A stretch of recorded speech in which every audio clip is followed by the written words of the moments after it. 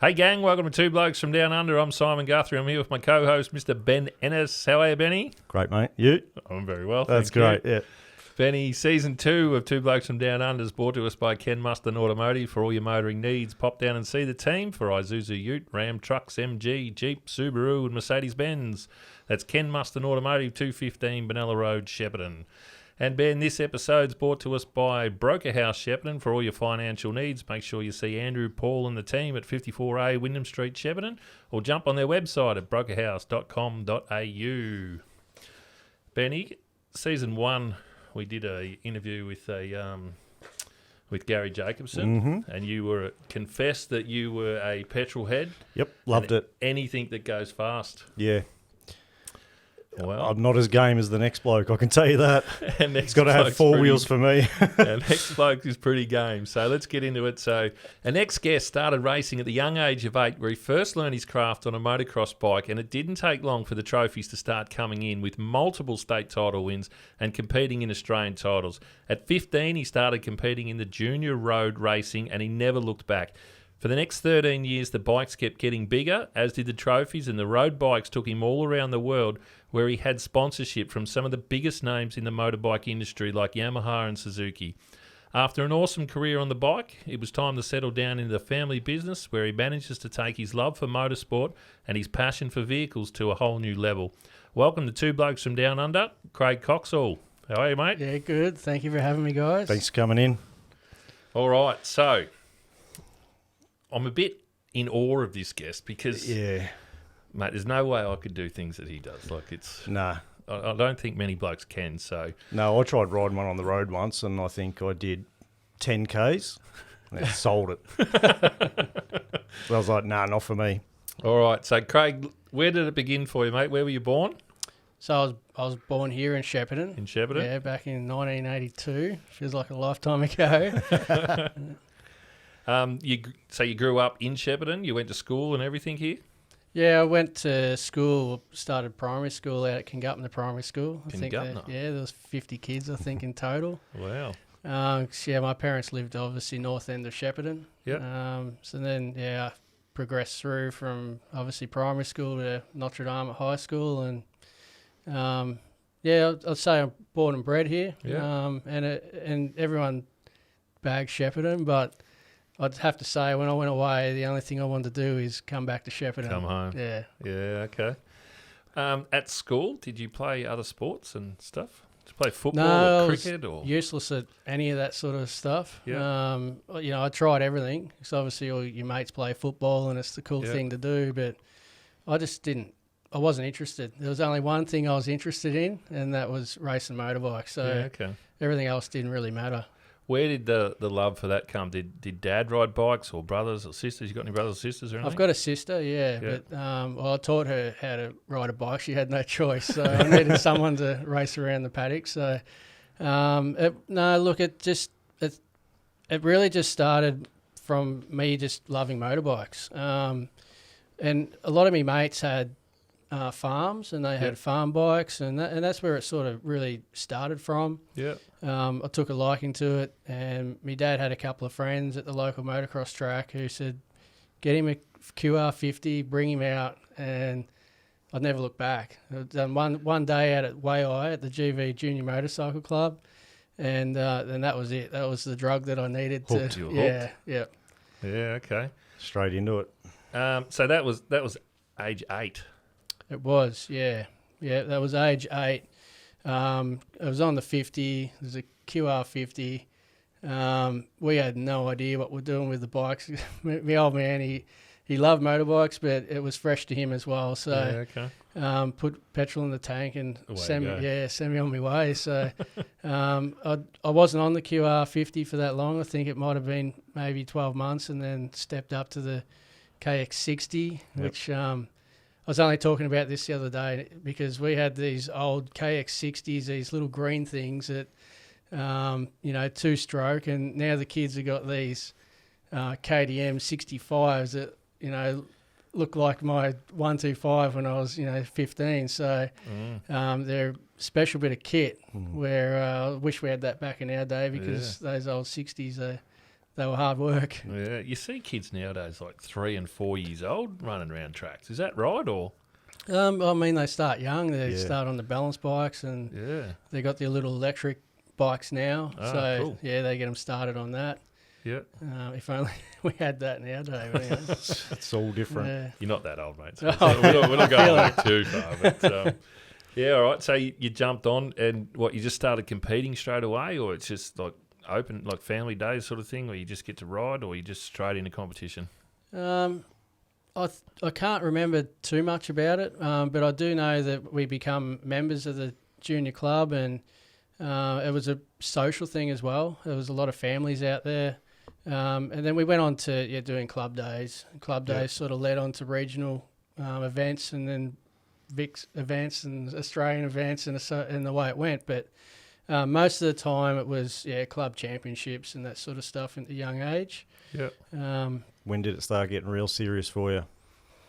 I reckon probably when I was around 11, 12, Yep. I started to get onto the 80s and the 100cc bikes. Yep. And that's when it started to get serious. And I started, it was really good back in the day because obviously you start in C grade and then it's an achievement to go to B and then another achievement to go to A. Yeah. So it was always something to sort of strive for. And as you're striving for that, you start to win races. And as you win races, you pick up a few local sponsors and it just all sort of rolls into one. Yep. At that point, like I was really fortunate my dad was able to fund me back then. So I always had good equipment, and he was really passionate about it as well. So and the whole family was. So my sister and my mum and my dad Travelled to all we the travelled races. all over Australia, and Awesome.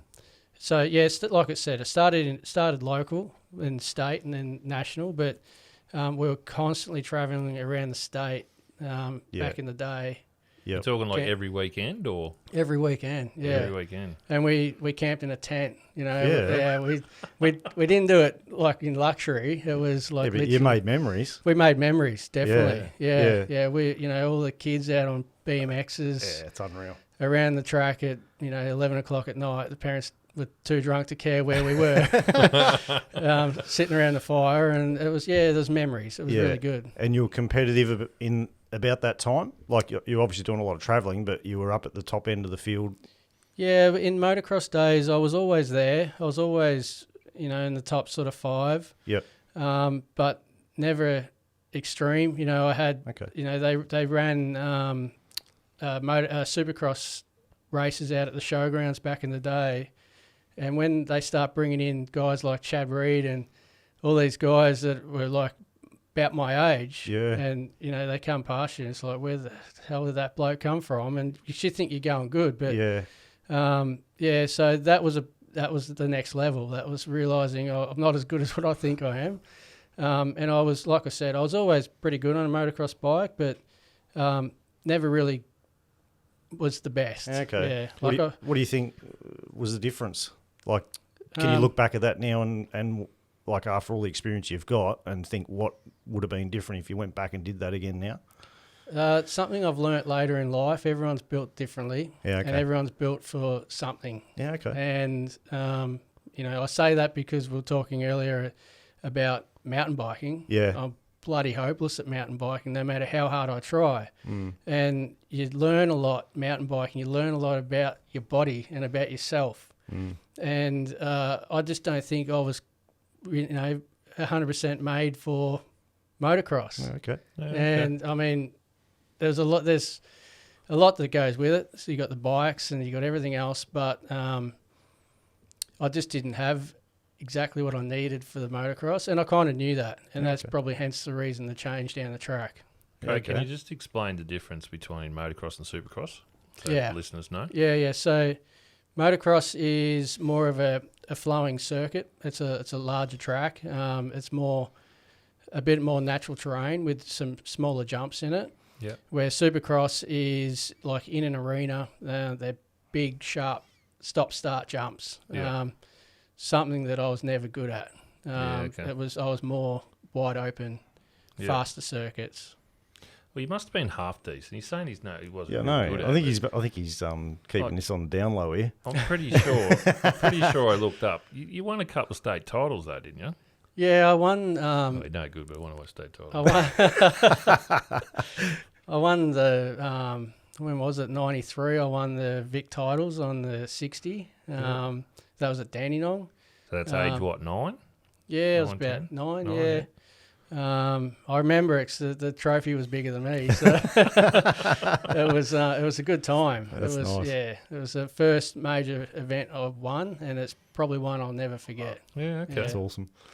Yeah. So obviously then you did it for a few years though. Like you Yeah. went from 8 till 15 sort of 15, thing. yeah. So Yeah, it's a lot.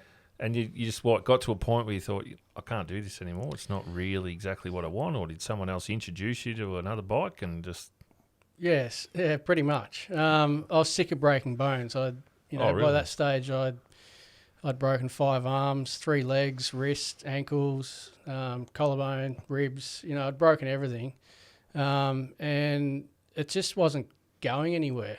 I got to 15, and it was like, well, I'm not going to go to America and become an AMA motocross champion or anything. It's going to be really just a matter of now I either get a real job or I follow my passion. And obviously my passion was motorbikes. And I said to my dad, I want to do something different. It's not happening. And he then said, okay, let's try a bit of speedway, because we had the local Undira track and they had a juniors there that had the solos. And we used to go out there and watch it when we were kids with the Cleaves on the sidecars.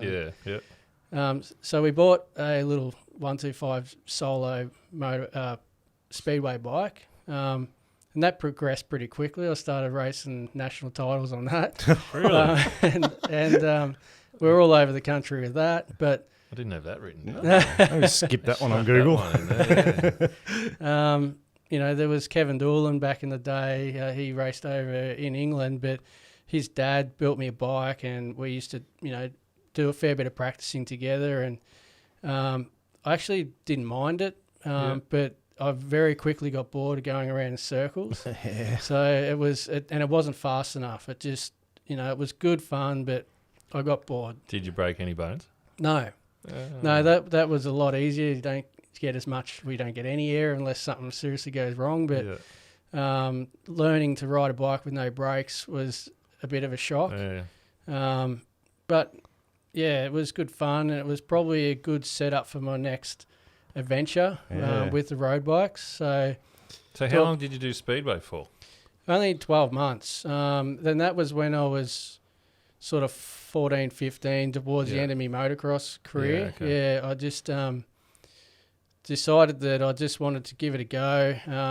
And like I said, I got bored really quickly. So how far did you go? You won a national title? No, I didn't win any. I didn't win a title, but I won a lot of races. I won like a lot of local events. We raced in Mildura. We raced state titles, and I can't even remember if I actually won a title. I don't think I would have. If I probably would have remembered that. But I do know that we raced like the national champions, and we were always competitive against them. And it was at that point I was turning 16, and 16 in whether it's motocross or speedway or whatever it is, you're turning senior. So big jump. it's a big jump. So you go from a 125 to a 500, and I was bored. So maybe you should have got on that 500. yeah, maybe I should have. Still going in circles, but you just go Yeah, fast in a circle. Yeah, 500 with no brakes. No brakes on them as well? No brakes on a speedway bike. Oh, no. my adrenaline's starting to pick up already just talking about this. I'm scared of what comes next. Before we jump to the next thing, though, let's go back to you were still going to school then? Still, I was attending school. Right out. Okay, Yeah, you've answered that question then. So school wasn't a thing for you? No, not at all. No. My mum still talks about it now. The principal dragging my mum into the classroom, going, "You've brainwashed your kid into motorbikes." Oh wow! You know he's got to have a career here. Like you got to, I was hopeless at school. Okay. I wasn't interested. Yeah. I was only there to fill in the days between the racing. Yep. And make mates. And mates, yeah, definitely. And my mates had farms, so that worked really well because I was able to take the bikes out there. And That's bikes.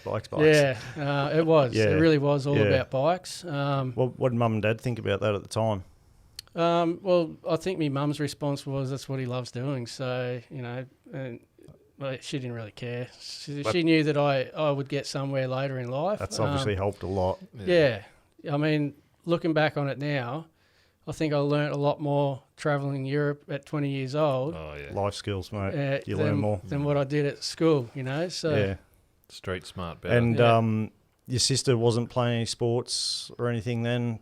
She just followed you guys around? Yeah, she drew the short straw. Yeah, sounds like it. Yeah, she had the horse and she tried everything that she was interested in, but and she come to most of the motocross events and she enjoyed being there as far as I'm aware. Yeah, so. I was going to say, she hasn't told you years later that you robbed her of childhood. No, and Well, look, she'd learn how to ride, and Yep. we had a track out the back of our house, and we used to ride around there together. So, Yeah, that's good. but she was out of home at 17. She Okay. wanted her own thing. She's really successful with her career now. So, Awesome. she's living in Adelaide, enjoying life with husband and kids. So, Beautiful. I mustn't have put a Destroyed dampener. it. No, you haven't ruined her life too much. How, looking back, how important was it Mum and Dad that just gave up all their weekends for you to go and do it? Yeah. I'm hearing you. I never probably appreciated it enough. They supported me the whole way, and they still do now. And I think probably, and this is like jumping down the track a little bit, but probably one of the hardest decisions I ever had was to tell my dad I didn't want to race bikes anymore. Oh, wow. So he was always passionate about what I did, and I think my parents got as most parents do, they got to feed off what the kids love doing, and they loved it as much as what I did. They put their hands in their pockets, and I went away racing, and when I come back and as we'll talk about down the track, I did my own thing. My dad was still there, putting his hand in his pocket, and he didn't have to, but he wanted to. So It's part of life. but yep. You know different. No, that's right. He can't ride a bike to save himself, and Hi, Dad. and my mum couldn't get a leg over a bike; it's too short. So it's it really is just something I wanted to do, and they loved the journey with us. So. Yeah, it's Yeah, nice. fantastic, and it's so important that for any athlete for their career is that their parents get behind them, and you just don't think much of it at the time, but when you look back, it's super important that they're there. And I suppose you built your own little community with the racing, all the other families and everything like that. Yeah. And couldn't wait to get away just to see them all again anyway. No, yeah, that's right. I had friends, Kyabram, Rupner, Shepparton, all over the place, Tatura, and we would race out at the GV track out at Waiai on a Sunday arvo, and all of us would end up, because my parents were out in the north end of Shep, all end up back at our place, and the kids are in the swimming, adults are getting drunk again. And That's awesome. Yeah, and that was all we did, every weekend, and just tell stories about the racing, and it really was more about, at that time in life, it was just more about the social side of it. Yeah. Yeah. So did Dad pit crew for you all the way through, or like? Yeah, he pit crewed until I went professional. Yeah. So he used to build, the bikes. He'd come home from work of a night, go out to the shed, keep working on the bikes. And he's a sucker for punishment. He ended up becoming the president of a local club, and then he got his mum to look after me when I was racing. So she'd be in the pits. I don't know how old she was then. Being This is young. Nana, like this grandma. is my gran. Yeah. Yeah. I felt like she was 100 when she was helping me. So she would be, cleaning me goggles and trying to sort of get me back out on track while my dad was running around as the president of the club. So it was difficult at times. Yeah. But yeah, that was probably part of the fun, I guess. Yeah. And, So when did you get introduced to a road bike? so just after the Speedway adventure, Yeah. there was really good timing for me, really, because they started the junior road racing Moriwaki Cup, I guess they called it. So they're an 80cc road bike, and they're literally for anywhere between, I think it was 12 to 16, around that age. And we just decided to buy a road bike, and it was a massive learning curve. I mean, You didn't even ride one before you bought one. no, didn't ride one before we bought one. Don't think you rode a Speedway I was going bike to say the before same you thing. bought No. that We too. get the Speedway bike Yeah. with no brakes. We'll just get one. We'll give it a go, eh? We'll just Yeah. go and buy one. What could go wrong? No, that's right. And it was literally that. And I remember the first event was at Oran Park. It was in Sydney, and it was a practice day up there. They just invited sort of everyone with one of these bikes up there to try and get everyone going. And I went out for my first session. It was dry, and that was all good. It started to rain, and my old man and I looked at each other and going, now what do we do? Yeah. You know, we don't have knobby tyres. What? Mm. So he's like, oh, we'll put some new tyres on it. And I went into the first corner and crashed. And this old bloke come over, he goes, did you get some acetone out and get the wax off the tyres before you sent him out? He's like, what are you talking about? Yeah.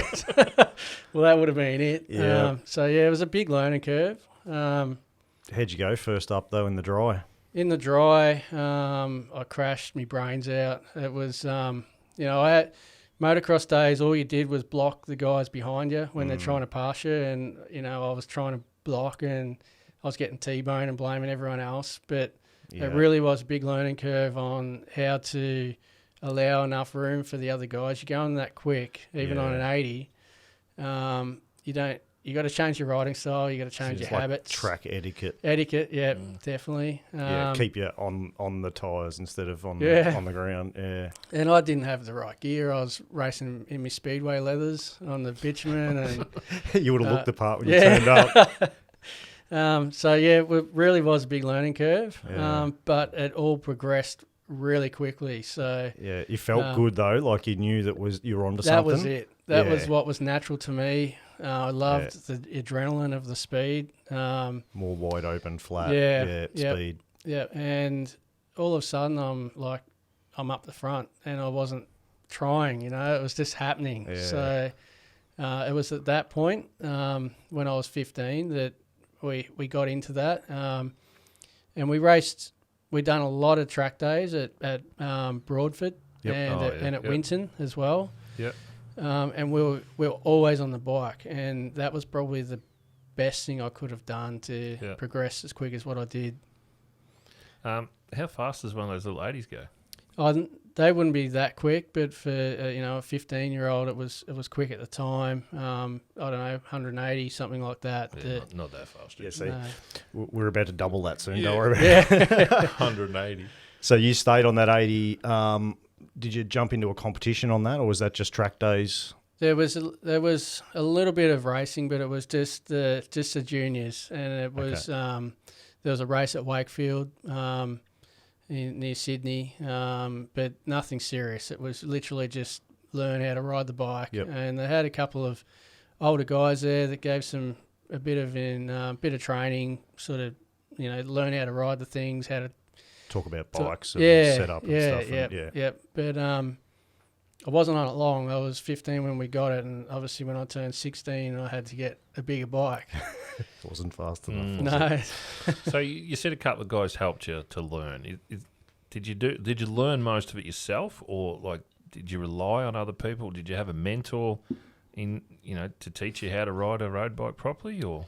Not on the junior bike. It was the following year when I decided to go into senior. Well, I had no choice, and we decided to buy a 250 production bike. That was the first step into road racing, which at that time the Aprilia was the new bike out. So they had the Suzuki 250 and the Aprilia 250. At that point, I did get someone, a mentor. He his name is Matt Turner, and he was a 250 Australian champion.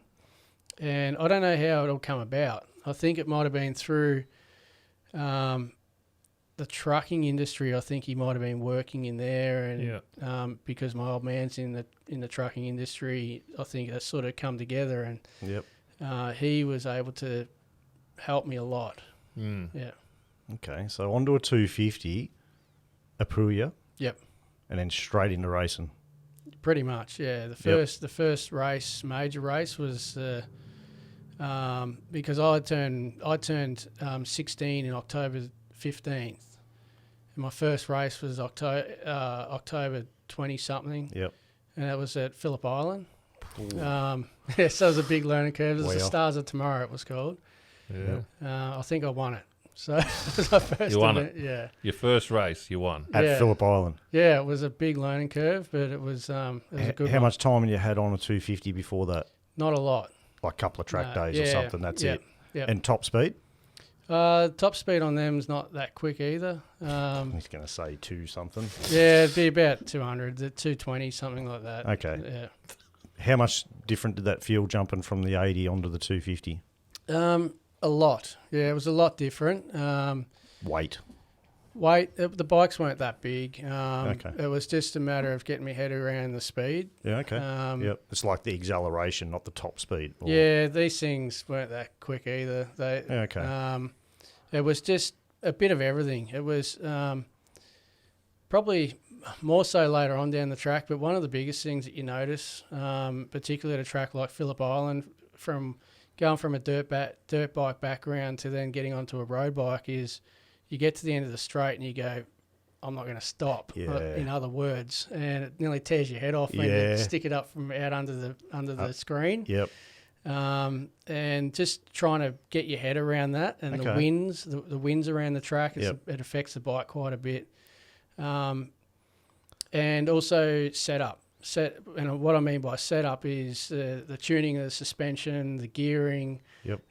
Back in the day, it was the jets and the carbies, and there was so much involved in getting the bike right for each track. Each track, and different conditions as well. Weather conditions, So is that a lot where like Matt could help out with you, or was he more on the rider side or the bike setup as well? Or yeah, he was a bit of everything. Yeah. Because he'd been there and done it, he was able to steer us in the right direction. He already had some settings from his bike back in the day that they were able to sort of put towards my bike, and that's just getting the balance right and so forth. And then, my dad and Matt were always out there with a stopwatch going, you're slow here, you got to be quicker here, or whatever it was. And the things that you can't think about or know when you're riding sometimes that those other people can... Things I'm not interested in. Yeah. You just flat stick worried about going and stopping. Yeah.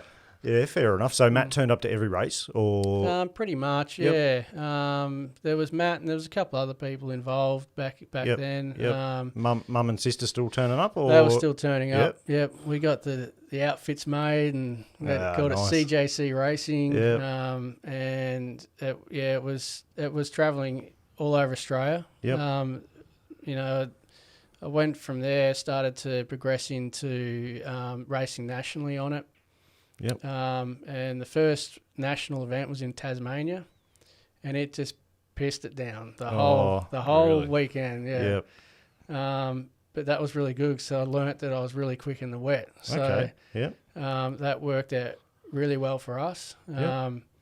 I was already I won my first race there. Yep. And learnt that you can't really turn that sharp in the wet either. I had a lot of crashes. There was a big learning curve, but it was a good one. So that was in the Australian Championship we're talking? It was, yeah. Yep. It was at Simmons Plains. And you managed to finish second in the championship?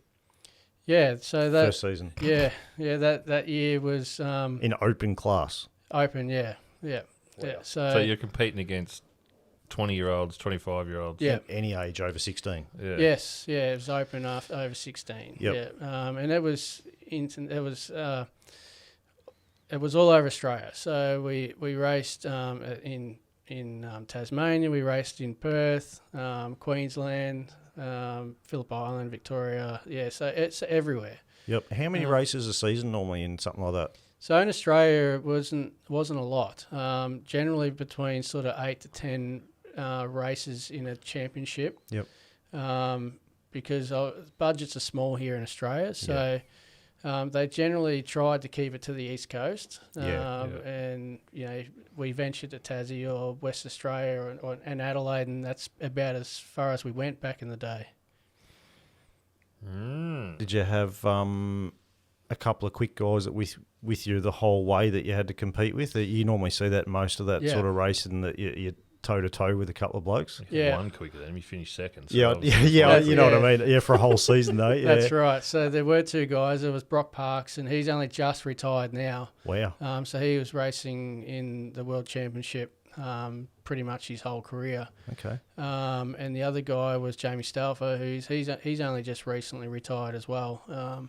So both those guys went a long way in their careers. But it was really good to race with them because it was a big learning curve. Competitive. Yeah. Were you mates, or did you not talk to each other? No, we weren't mates. No. Later on in life, we've become mates, but back then we weren't mates. Yeah, we were there to race each other, and that was pretty much as far as it went. I love getting all the inside goss on these things. And you know what? Most of the listeners don't know anything about this stuff until they hear it from you too. So we'll keep asking these things. Well, I'm learning here too. So because I'm not a... Yeah, it's fantastic. I don't follow it or anything like that. But when you say you had lots of crashes, like what do those crashes involve? Like just dropping the bike and skidding, or... Most of the time, yeah. I've had some really big crashes in my career, but back then the bikes were slow. So crashing at 220s slow apparently. Apparently. We're going to keep saying this because it's just freaky for people that can't comprehend it. No, it's a lot different to a motocross crash though, generally, isn't it? A lot of times that you get to slide out of it. That's right. Yeah. So road racing, believe it or not, is, I think, a bit safer than motocross. If it goes wrong in road racing, it really does go wrong. And I mean, I've lost 5 mates in road racing, but motocross, I was constantly injured because you're in the air all the time, and the only place to go is down. So, you break a lot of bones in that situation. But on the road bike, generally, if you can, what we used to say, you fold the front, which means you lose the front tyre, and you skid. And the only thing you have to really consider is just turning over so you don't get too hot on that side when you're sliding down the bitumen. Oh my God! But yeah, unless you hit something or get hit by someone, you generally walk away from it. But yeah, right, it freaks a lot of people out. I crashed at Phillip Island 2009 or something, and I had a big one. It was a really big one, and I got carted off, and the ambos wouldn't let me go. All I want to do is just get out of the medical centre, but because they treat it as like on the road, if you have an accident over 100k an hour, then they have to take you to hospital to check your full check over. And I'm like, well, I crashed at 270, so there was no way they were letting me walk away from that one. I guess you'd consider that similar to like your AFL rules with concussions and things like that too. Yeah. They've got to mind their business, I suppose. They do, yeah. Make sure it's safe. You're not going to walk back and jump on that bike again and T-bone someone else. Or I got a free ride in a helicopter. So So we're still 16 at this stage. So then you come second in that championship. The only downside to that is you only get to race 10 times a year. Is that correct? Is it a year or? That was in the season for Look, I'm guessing it was about 10 races for the year. But we did do a lot of other stuff. We did state titles. Any event we could go to, we went to because I needed the experience. I needed the bike time. So there was races at Broadford. State championships. I won the state championships that year. And like I said, there were Stars of Tomorrow, all these different events that were going on. We went to it. There was no holding back that year. It was just get on the bike and get the bike time in. Yeah, okay. So at 16, you thought, hang on, I'm pretty good at this. Yeah, it was a shock to the system. Did you ring your principal No. and say, I've got me No. Were you actually still turning up to school by then or not? Yeah, I was turning up. Yeah, righto. I wasn't there probably as often as what I should have been. And me parents were constantly dragging me out so we could go racing. But it was good. You get back to school, it's like, where have you been? I've just been over in Perth racing motorbikes. So Yeah. it was good. It was, and I got a lot of following at school as well. It was, a lot of my mates really enjoyed what I was doing. So, Did you find that being able to travel and be around so many people that you matured a bit quicker too? So like when you come back to school, you're a bit like, this is a bit. yeah, I don't know. I think I don't know whether I would call it mature. Yeah, okay. I still get told I'm immature now. Oh. So. Aren't we all? That's pretty funny. Oh, well, okay. ditch school. Let's go riding. Yeah. Okay. So 16, you then go to 17 and you take another step. You go up again. So Yeah, what bikes did you go to then? So this is probably where I realised I was going right. somewhere. Yeah. Yeah. I got approached by Radar, or Dave Cullen, who's Radar's team Yamaha. It's the factory Yamaha team. And they said, do you want to come to Oran Park and do a test with us? And this is on a 600cc bike. That's a big jump. Big jump, yeah. Mm. So you go from two-stroke, which the 250 was a two-stroke, and the difference between the two-stroke and the four-stroke is engine brake. So I jumped onto a four-stroke and the engine brake is something that when you go into a corner and you shut off the throttle, the engine wants to try and slow itself down. Where the two-stroke doesn't do that, it just runs on. Yeah. So I had to really sort of get my head around a four-stroke and the power. And so I went to Oran Park and jumped on this 600, and it was a great feeling, jumping on a bike that actually had some horsepower. And I don't remember a whole lot about the day, but I remember coming off the track with a big smile on my face. Just faster and faster. It's not 220, it's Loves not it. fast Nah. enough sort of thing. So let's just go quicker. So and you quicker. obviously impressed them with your test ride. Yep. Well, they signed me up that week, Yep. and we went on to the first race meeting, which was also at Oran Park. So we'd done a couple of test days, and my teammate was Kevin Curtin. Kevin Curtin, he's done everything. He's a great guy. He's raced all over the world now. He's retired, quite a bit older than myself, but he was on the 1,000 and I was on the 600. And so the two-rider team.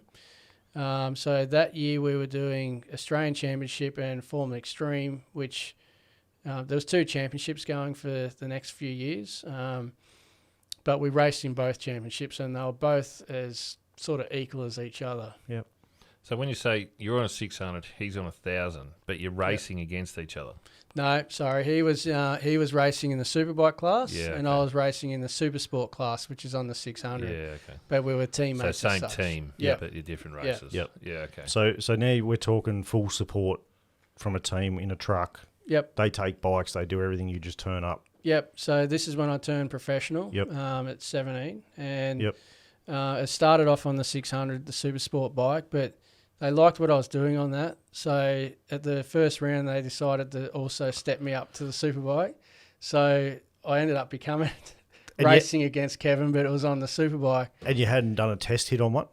We'd done one test day, Oh, yeah, God. yep. And so I raced both classes that weekend at Oran Park, Yep. and I actually got a really good start. I was going to say, you were 17. They've thrown you into the first round on a Yeah, 600, then onto a 1,000. Onto 1,000. I wasn't old enough to get my license, so That's was- unreal. and I remember it as clear as day because I got a great start. And Yeah. I looked around. I was sitting in about third position. My teammate was second, and Adam Ferguson was on the factory Honda. And we got first lap down, and then my teammate crashed out in front of me. So I was second in the race in this national event on the Superbike. And I thought, here we go. Now it's me times to shine. Yeah. And I can remember the team owner over the pit wall waving me down, trying to slow me down, slow down, because he didn't want me to ride his bike off. So it was a really interesting race. I think I ended up like third or fourth maybe in the race, but I fatigued a lot. I was too small to hang on to the bike. And Oran Park was a really physically demanding track. Yeah. One of those tracks where the last corner had a concrete wall and you had to stop and turn hard left, but it had what we used to call a flip-flop, which was a right left and then downhill braking into the last. Those R1s back in the day had like a really severe head shake to them. Yep. And I was like 62 kilo or something, 17. And I remember my teammate saying to me, going through that flip-flop, you're going to get head shake. You got to pump the brakes to be able to stop for the last corner before the concrete wall. So it was constantly in my head the whole race to keep pumping the brakes. And that caused what they call arm pump, which is something that we suffer with on motorbikes, where the muscle in the forearm fatigues so bad that the arm locks and you can't turn the throttle or put the brake on. And that's a really constant problem. Yep. It was a very physically demanding race, but one that will always stick in my head. I bet. Yeah. And that's a big jump too to 1,000. Like that's for your age and weight, that would have been a big heavy bike too. Yep. I'd imagine. There was no one my age racing thousands. I was sort of the first one at that young age to jump on 1,000. Yep. So it was a really big gamble on Yamaha Australia's I reckon. account, but it was a good one, I think, for both of us. Yeah, absolutely. That's how you find those people like yourself. I've just brought up on the big screen, Craig. That's Oran Park there? Is that the... that is Oran Park. It's bulldozed now. It's full of houses, but... is it? Yeah, so that what's that say? Something corner. Champion curve up the top right. Down the bottom left. Oh. Recaro. Yeah, so that's it there. So you see, is it the dog leg that they call it there? Oh, yeah, that's your flip-flop. So that's the right left. Yep. And that's downhill straight out of there. And then you got the concrete wall on the pit straight there. Yep. So, yeah, it was constantly getting head shake over that. So top speed on that straight on 1,000. I know that because I binned it through that left-hander, and my Motec system said it was at 250 through that left-hander. So it would have been around about 280. There's a very tight track. Yep. But I remember my mechanics saying to me, "Thanks for giving us a wheelbarrow back." So all that was left was a swing arm and chassis and the front wheel, and that was it. So really, but to be fair, I had a guy. To be fair, I had a mentor, a new mentor, Glenn McDonald. At this point, he was multiple Australian motocross champion. He was really good for my head. Yep. So my old man employed him to sort of mentor me and keep me under control. Whether he kept me under control or not, I don't know, because I remember him saying before I went out, either win it or bin it. Oh. So I binned it. I had to do one or the other. There's only one winner. Yeah. Everyone else is a loser, sort of thing. So that's 2 series. Yamaha. Did you stay on the 600 as well that season? Like for the whole season, so you raced both? Yeah, I did. At every round? Not every round. I can't remember what rounds they restricted me on the Superbike. My year was predominantly for the Super Sport. The team restricted you? Yeah. Yep. Okay. And I don't know whether have you heard of sports people explain their career like snakes and ladders? In what way? Go tell us more. So I actually heard this when I was over in England. So there was an older rider who explained his career is snakes and ladders, and it really made sense to me. It's only recent that I heard this, and it really made sense to my career of how this happened. So in the early days, you're playing snakes and ladders, and all you keep getting is ladders. So, I started to just climb up through this game. I was, landing on ladders, and I was progressing really quickly. It was at this point that I started to learn about politics. And, obviously politics always revolves around money. Yep. And I started to find that I was starting to hit a couple of roadblocks. even within a factory team, where they had their number one rider who was Kev, and that was all their focus. Obviously, they employed half a dozen mechanics, and they had multiple bikes and the prime mover and everything else. So their focus was on winning races, but they knew that I was young and immature, and I wasn't going to be their championship contender. I was going to win races, but so I started to find that there was a lot of restrictions put in place, and whether that was with not enough tyres, not enough suspension settings, or even engine components. I started to find that my progression wasn't so advanced then. It started to sort of just level off, and then I hit a couple of snakes and started going backwards a little bit, and that sort of really affected me, my confidence. I went from like really, really confident with my racing to started to realise that it's not all beer and Skittles. So, That's within the first season? In the first season, the first season was good. I can't remember how many races I won. There was quite a few.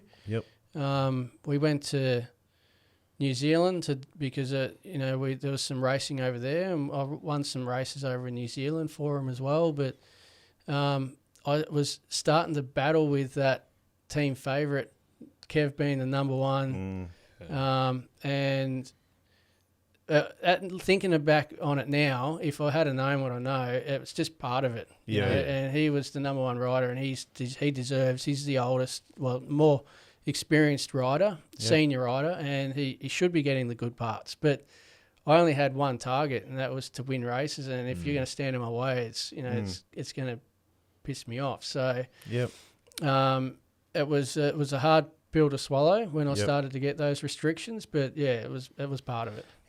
Sorry, mate. How did you swallow that pill? Did you just... I spat the dummy like any 17-year-old kid. I was throwing helmets and carrying on. That's pretty funny. That's what you see on TV.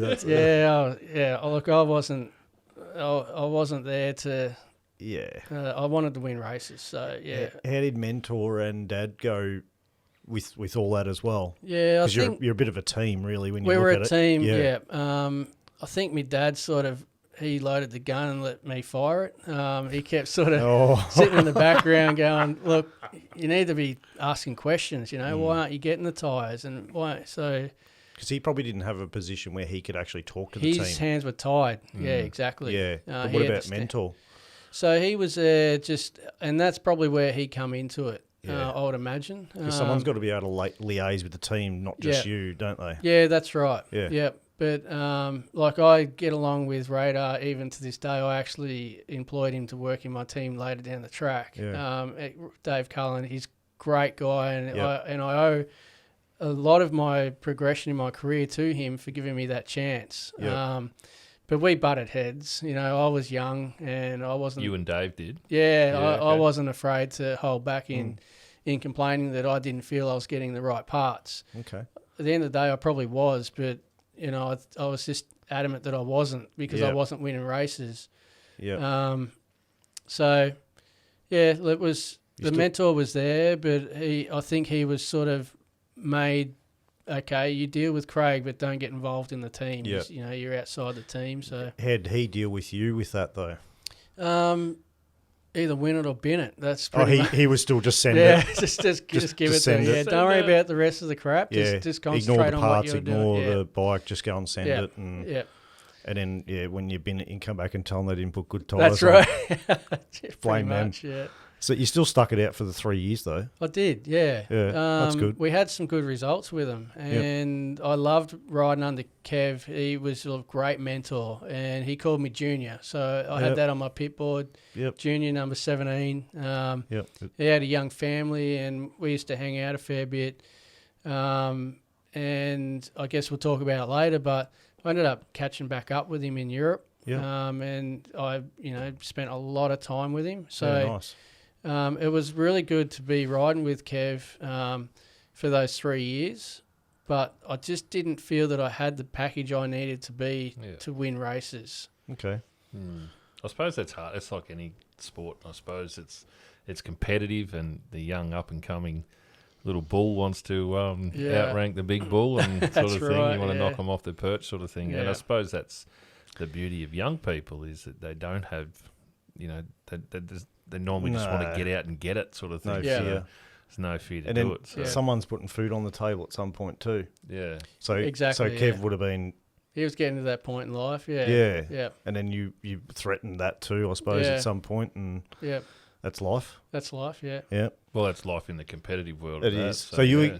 if you don't mind me asking, you were getting paid, Yep. Yeah. Yep. I got paid. It wasn't a lot of money Yeah. back then. I think it but was you're still young. $20,000 a year sign on, plus your bonus money. You got Yeah. some sponsorship from leathers and helmets and bits and pieces. Yeah. But But you didn't have to put money towards bike or No. gear or parts. no, that's right. So- They paid for everything, and they So- gave me a great bike. So They sort you out the travel and accommodation and stuff yeah, too. they did all that. That's pretty cool. Yeah. Yep. And this is something that I'll talk about down the Yeah. track. Because you never realise what you have until it's over. You don't So- realise until you start paying for other people too. That's right. Yeah, yeah. we'll get to that one. Yeah. Rightio. Yeah. So age 20, we stepped up again, or what? We changed teams then. Yeah, so I was at Phillip Island, Yeah. and we were racing the last round of the Australian Championship, and we are just driving through the middle of the cows. I was in the back seat. I wasn't old enough to drive, and me phone rang. I think it was a Nokia or something or other. He's in the backseat playing Snake. Yeah, it was too. And it was Phil Tayton from Suzuki Australia. He's like, when you get to the track later, can we sit down and have a chat about you racing the Superbike for us for next year? And at that point, I knew that it was on because they had a great bike at that point, Yep. and they had a new one coming out. So, I was signed before I even got You back to the just went, track. yeah, no worries. Yeah. Were the current team talking to you about the following season already or not? I don't know. I can't remember. I can't, but I know that we'd probably nearly had enough of each other by that stage. Yep. It's good timing. Good timing, yeah. Yep. And the Suzuki team, they had more than one rider, or someone already on. Yep. So they just put a rider off, Yep. and they still had the number one rider, Yep. which was Sean Giles. He's multiple-time Australian champion. Yep. So for me, the whole package was there. Phil was a great mechanic, ran a great race team. Suzuki was a great bike at the time. Yep. And Sean was a great mentor. And him and I really hit it off from the start. And I was able to sort of feed off him, and it just was a win-win all round. It was a perfect decision and exactly what I needed to then keep playing that game of snakes and ladders and start progressing back up again. Yeah. Was there, in negotiation there, did you take that last 3 years and ask that question before you went to a new team? Where am I situated? How am I going to be treated on this team? Not really, because I knew that the decision was a no-brainer. I had to go this direction. Yep. So Sign on, see what happens. yeah, exactly. Yep. Okay. So you made that decision by yourself, or did you liaise with mum and dad, or? I'm sure they probably had a bit to say in it, but I just knew it was right. Yeah. Like I said, the whole package was there, Yeah. and I just had to make a change. I needed to win a championship, so I knew that was the right decision to make. So at this point, then you turn you're full time, like you're racing. That's all you're doing is racing. Yep. So what was I? I was 17 when I was on the MR. 18. Yeah, I'd finished school. I got a local job at the local Honda, Helsel Honda back in the day. Yeah. I was a mechanic Yeah. there. Did your apprenticeship or? No, I was just a labourer. Yeah, okay. Yep.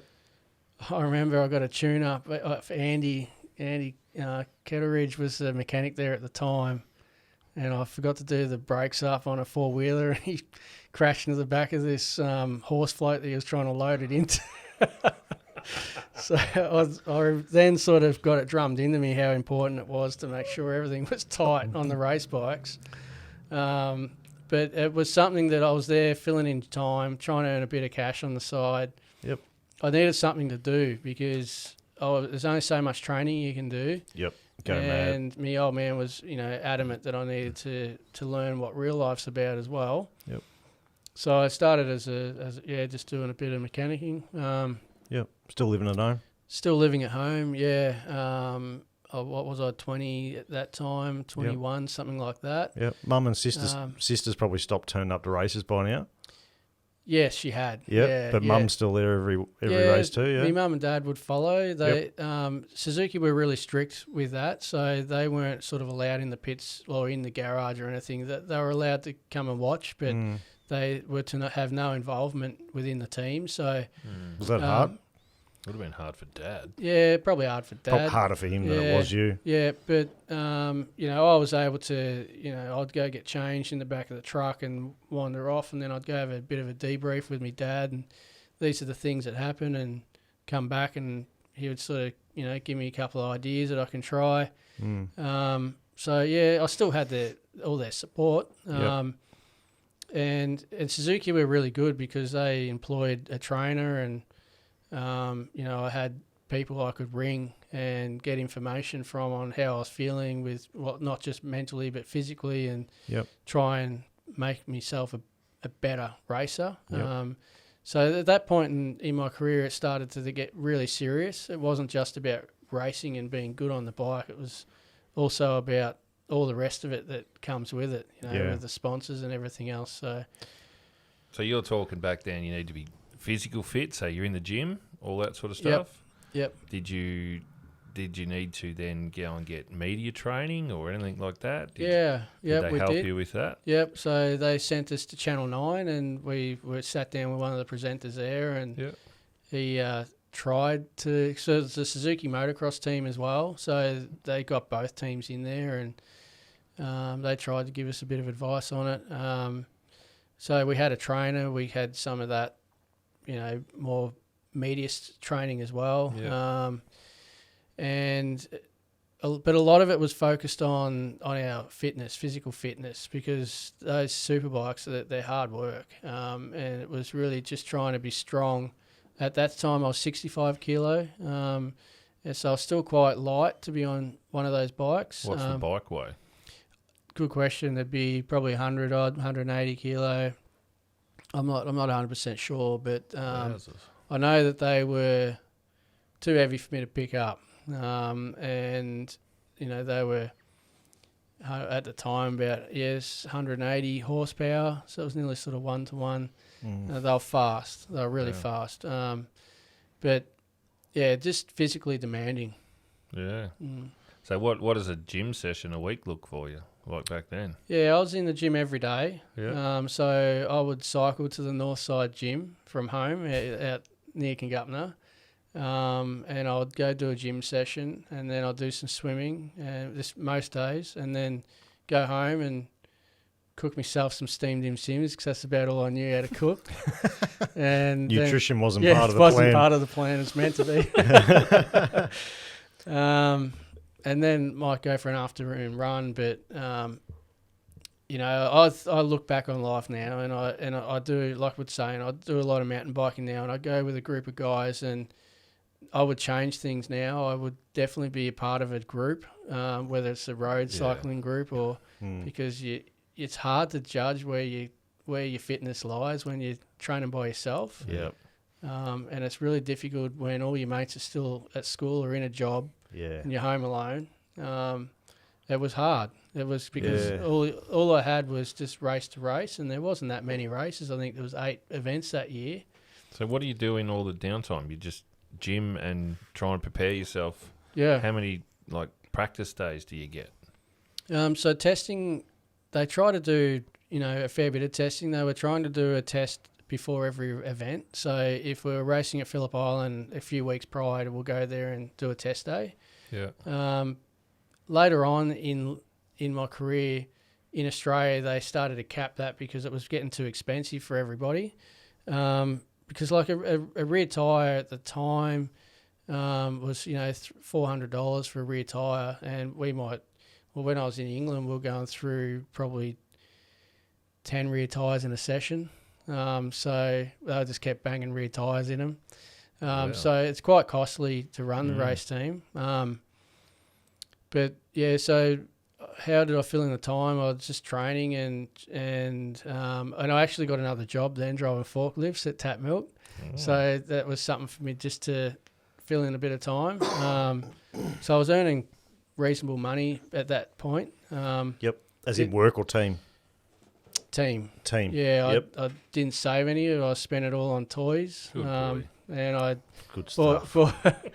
I bought actually took my old man's V6 Ute and I ripped the motor out of it and put a stroker engine in it. And so I just love tinkering as well. Yep. So Yep. spent all my money on boats and jet skis and cars and Kept you amused though.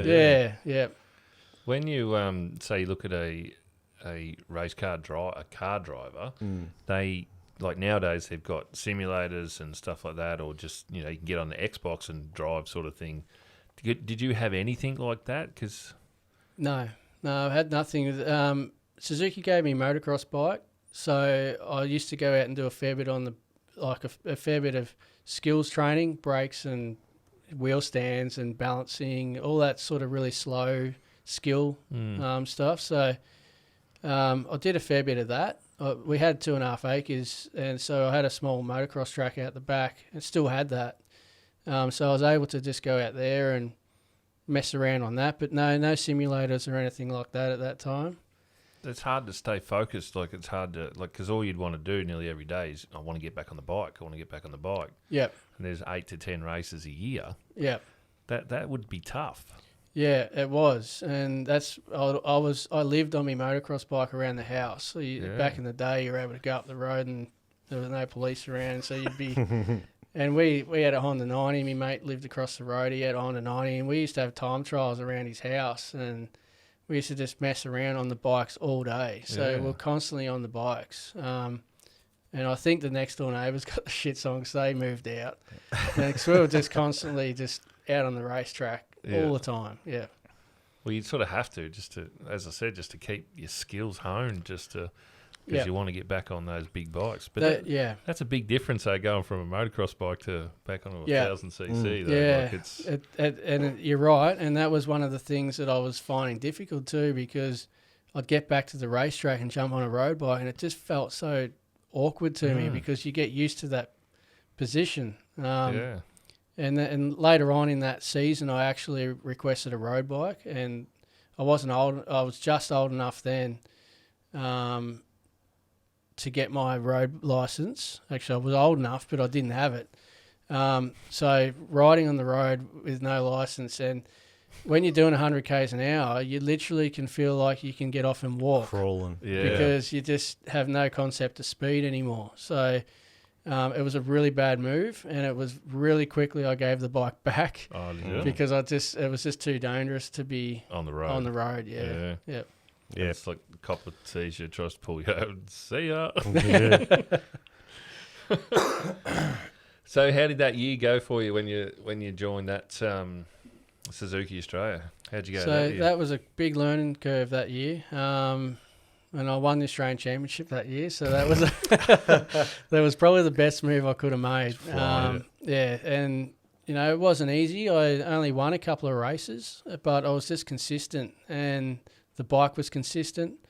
We had a lot of wet races that year, and we had a tough time. There was a lot of crashes, but I just got lucky, and that's what I was talking about, snakes and ladders again. I just got that ladder straight to the top, and come down to the last race of the year.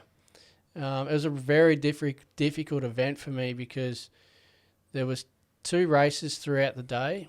We raced the first race, and it was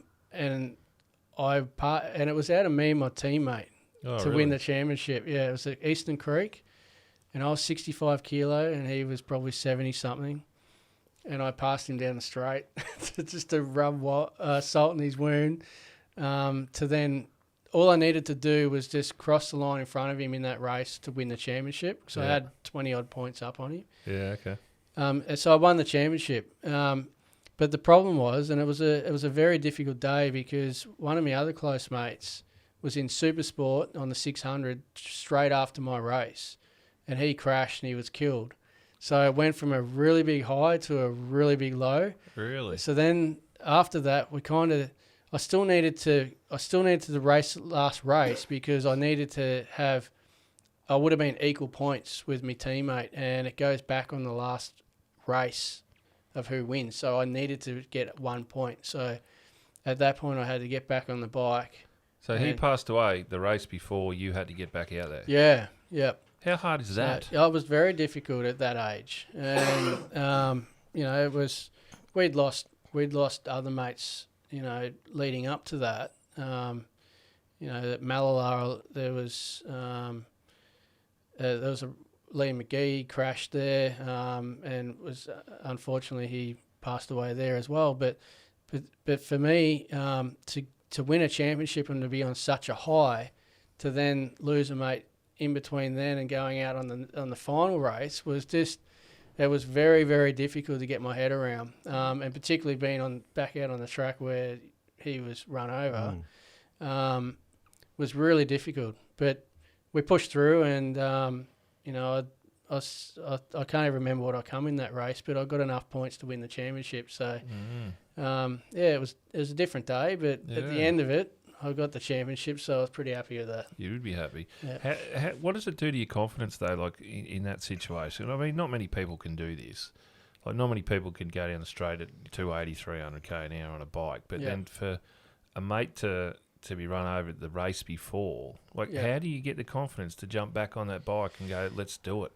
Yeah, it's you're getting paid to do it, and later on in my career, it was there was a lot of incidences of the same scenario, and also there's a lot of injuries that you have to push through. I mean, I raced with broken wrists and collarbones, and you get paid to do a job, and I was brought up you do the job to your best ability, so.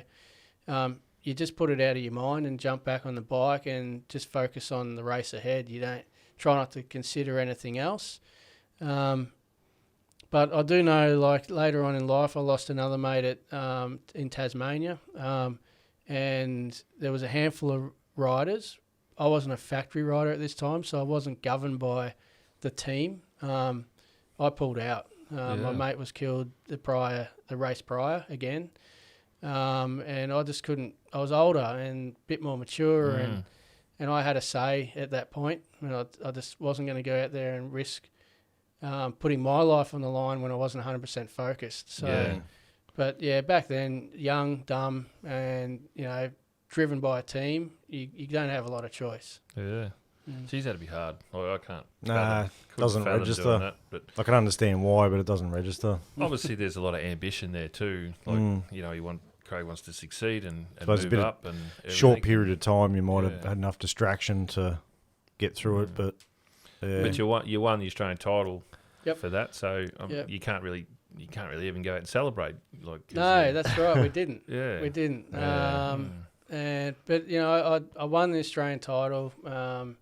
I got Australian Rider of the Year that year as well, and it was just a really good year for us. Yeah.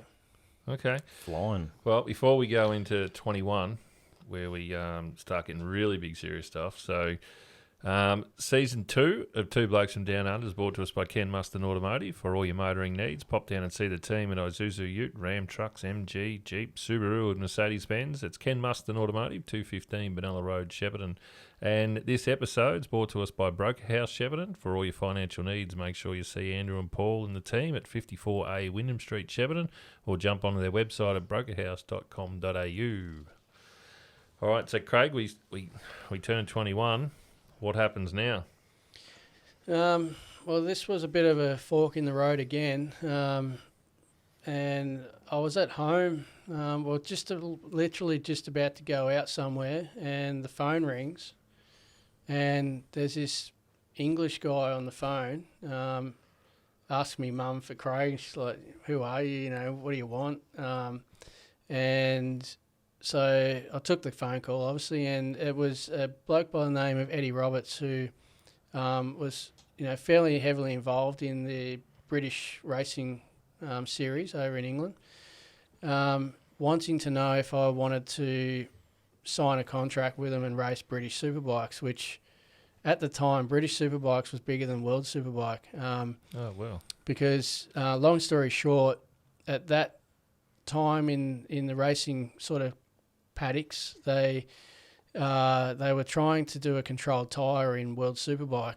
It still is was controlled tyre for many years, but at that point, a lot of the factory teams boycotted the championship and started racing in the British Championship. So the British Championship was racing all over England, but it was full of world factory teams. So it was big, really big, a lot bigger than what we know from being over here.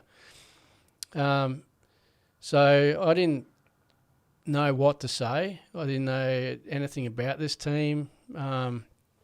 Very confused on the whole phone call. I actually thought it was one of my mates pranking me, doing a really good English accent. But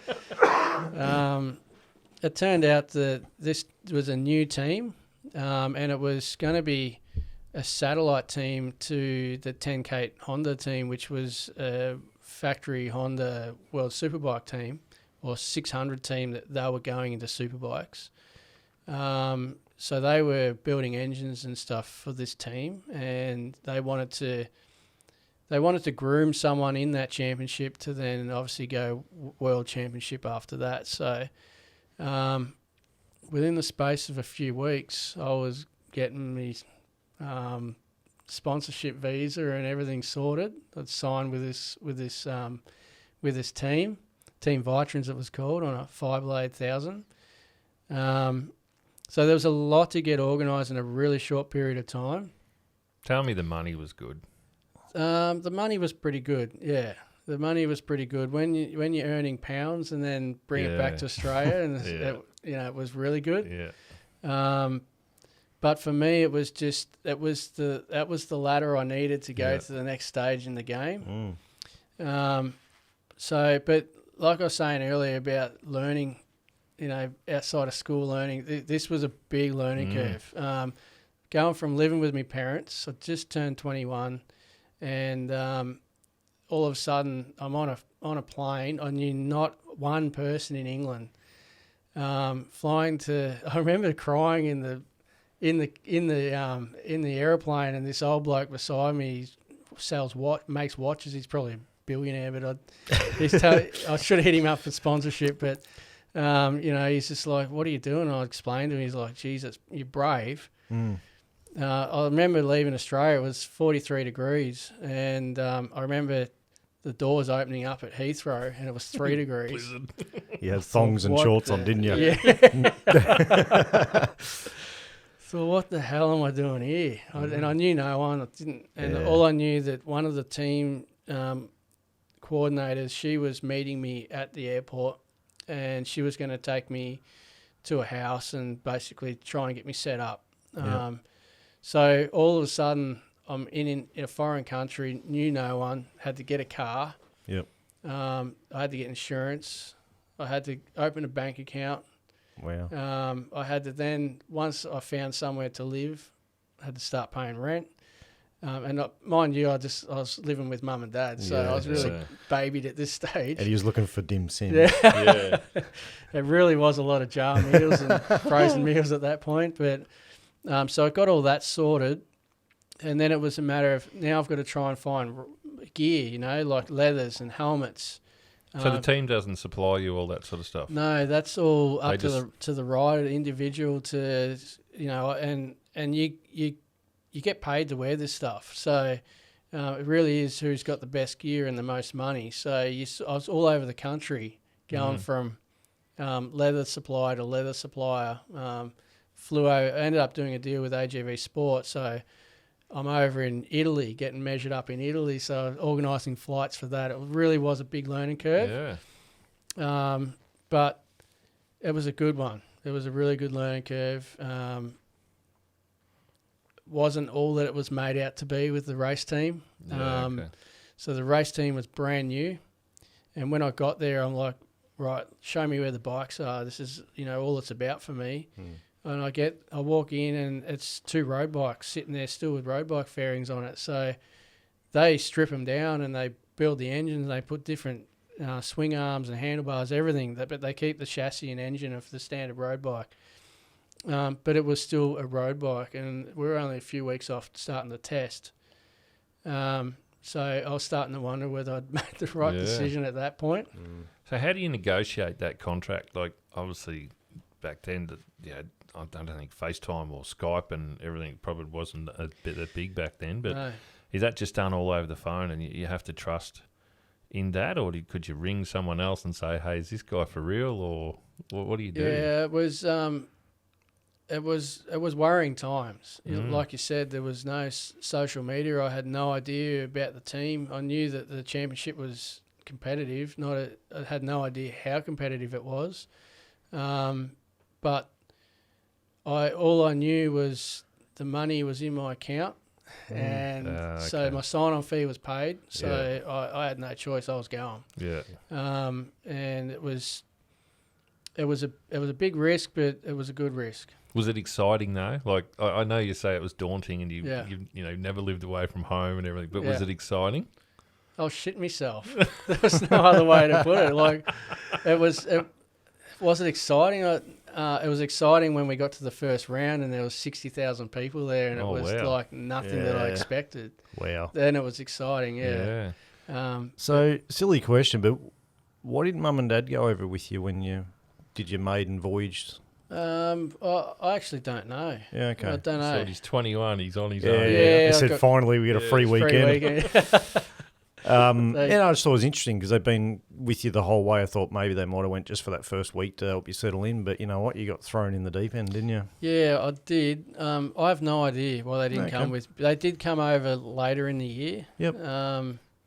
I got a caravan, and over there, everyone's got motorhomes. All the factory riders, that's big dollars.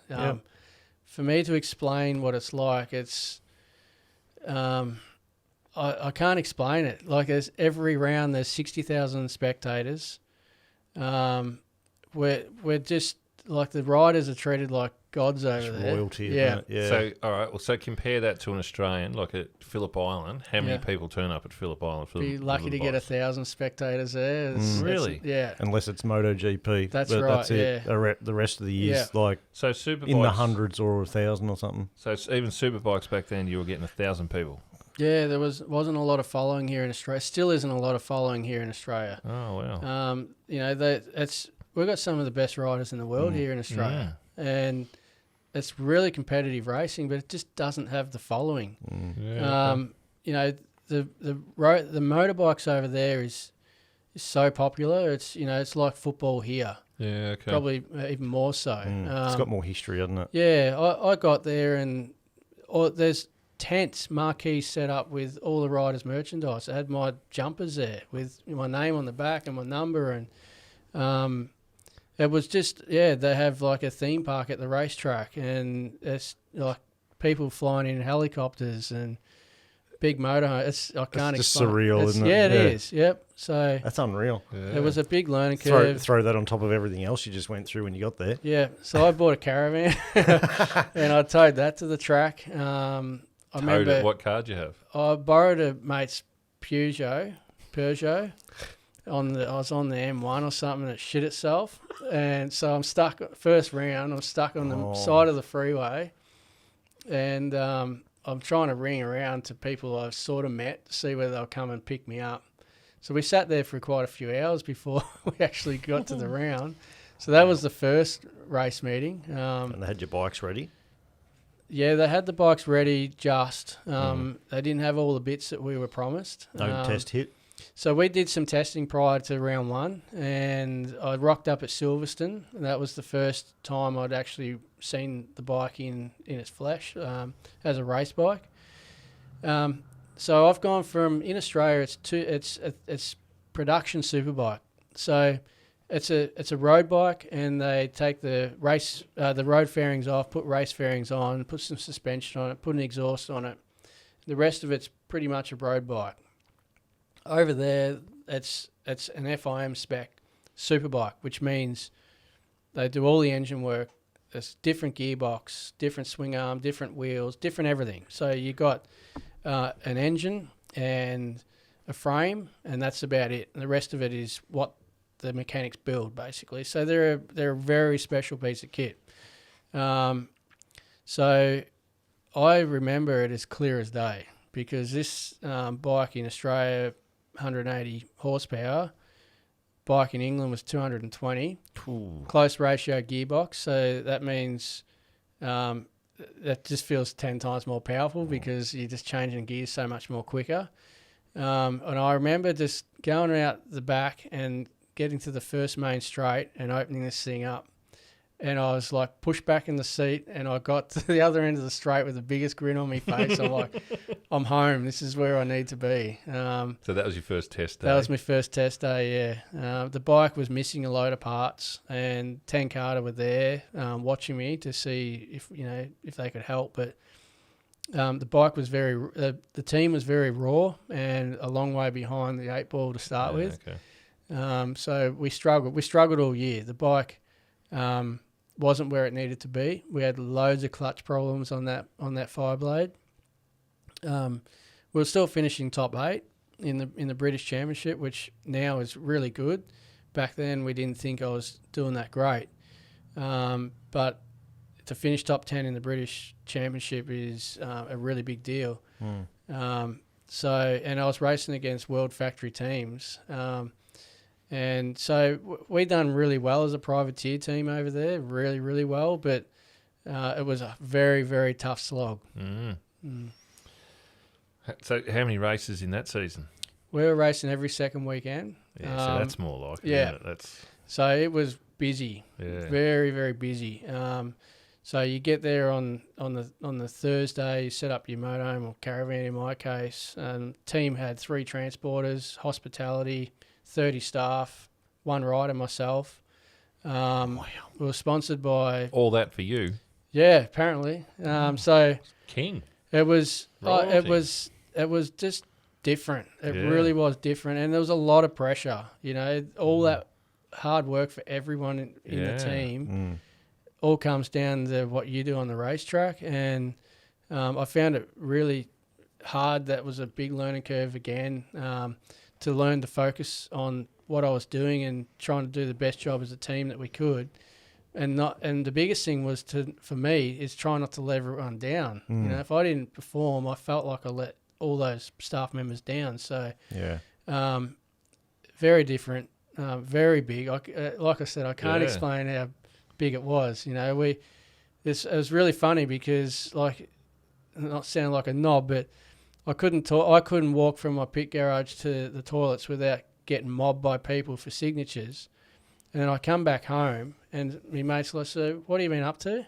It's like, you have no idea. 2 different worlds. Yeah, that's unreal. So top 10, but how many riders in that competition? So there would have been probably 30 odd riders in that competition, and they had the factory Honda, Suzuki, Yamaha, all the factories from World in there as well. So it was really competitive year that year. And I was disappointed with my results. 8, and you were disappointed. Yeah, I generally was, because I was expecting to go there and do better. But when I look back on it, I actually did really well there. Yeah. And we raced a wildcard World Superbike event, and we were top 15 in that as well. So they still had the factory Suzuki team and Yamaha and others still in the World Superbikes.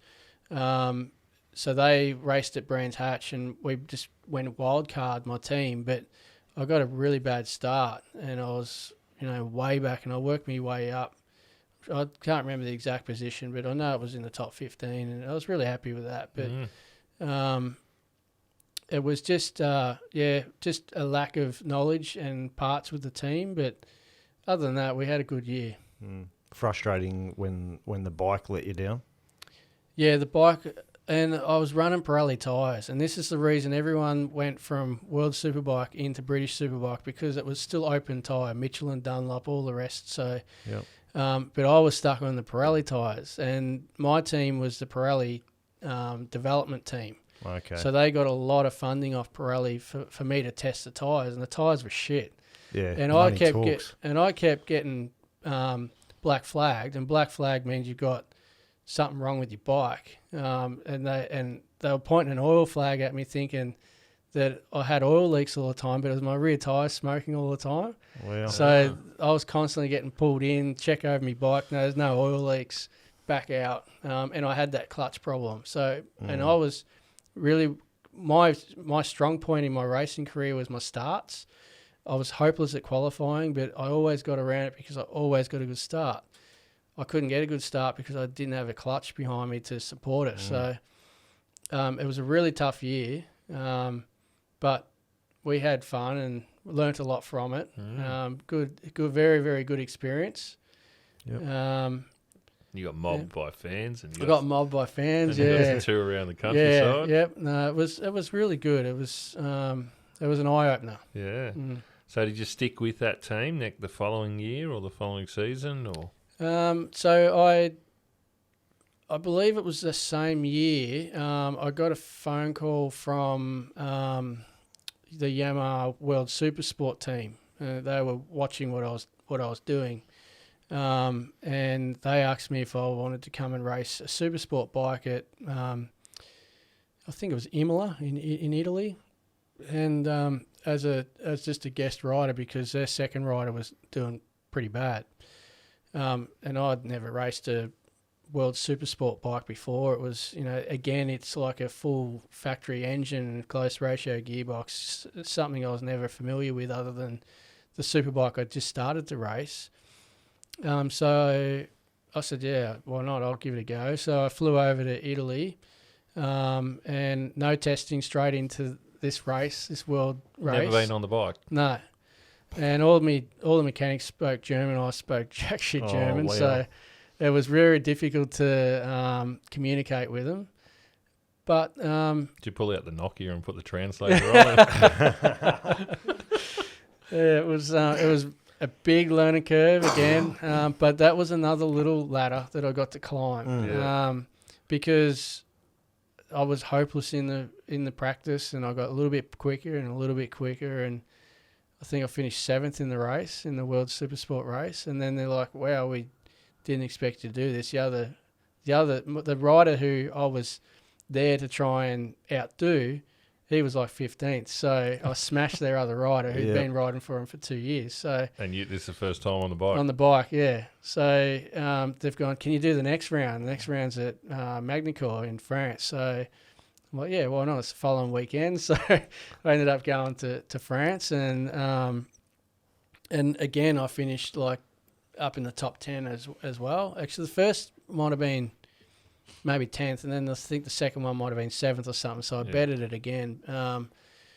But I blew an engine because I was on their old engine in qualifying, and it put me fairway back. Anyway, I got a really good result, and this is where the snakes start, because they then flew me to Germany and to meet the owner of Yamaha Germany, and he sat me down and in really bad English explained that they just signed another rider before they sent me to the second round. So at the first round that I was at, they'd done the deal there, and they were trying to work out how they were going to get out of this contract and sign myself. That would have been a whole different ball game, because they ended up going and winning a couple of world championships after that, but I missed the gig because I was one round too late. Yeah.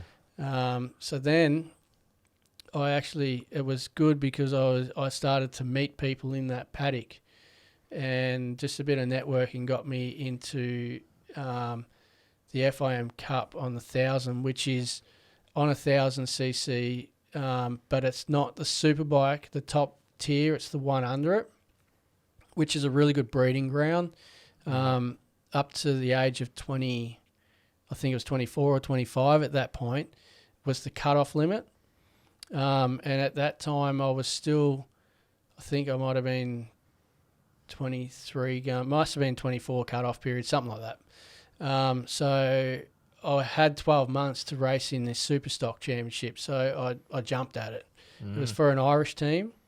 They were very raw, and it was they still had factory teams in this championship, but we were a privateer team, and they were so raw they didn't know where they could get bikes from, and so I still had a good relationship with Suzuki Australia, and I was back home at this point, and I rang up Suzuki Australia. Perry Morrison was the CEO at the time.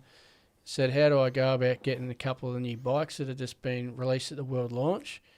And he goes, well, we can sort something out. So I got 2 bikes out of that world launch here in Australia.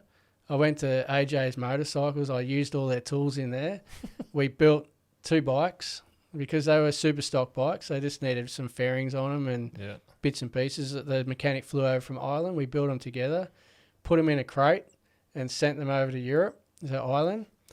So it was literally that backyard. It was that team, which was unreal. Big difference from what I was doing in England. Yeah. But I wanted to be in that championship, so I was willing to do anything to get in there.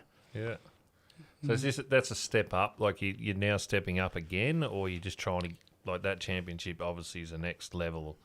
This was a step backwards. Yeah. But it was a different platform for me because, you know, the saying, you know, a big fish in a big fish in a small tank or whatever, like. But I was like the other way around. So small fish in a big pond. That's it. So, being with the world's best in England wasn't doing me any favours, even though I was getting good results.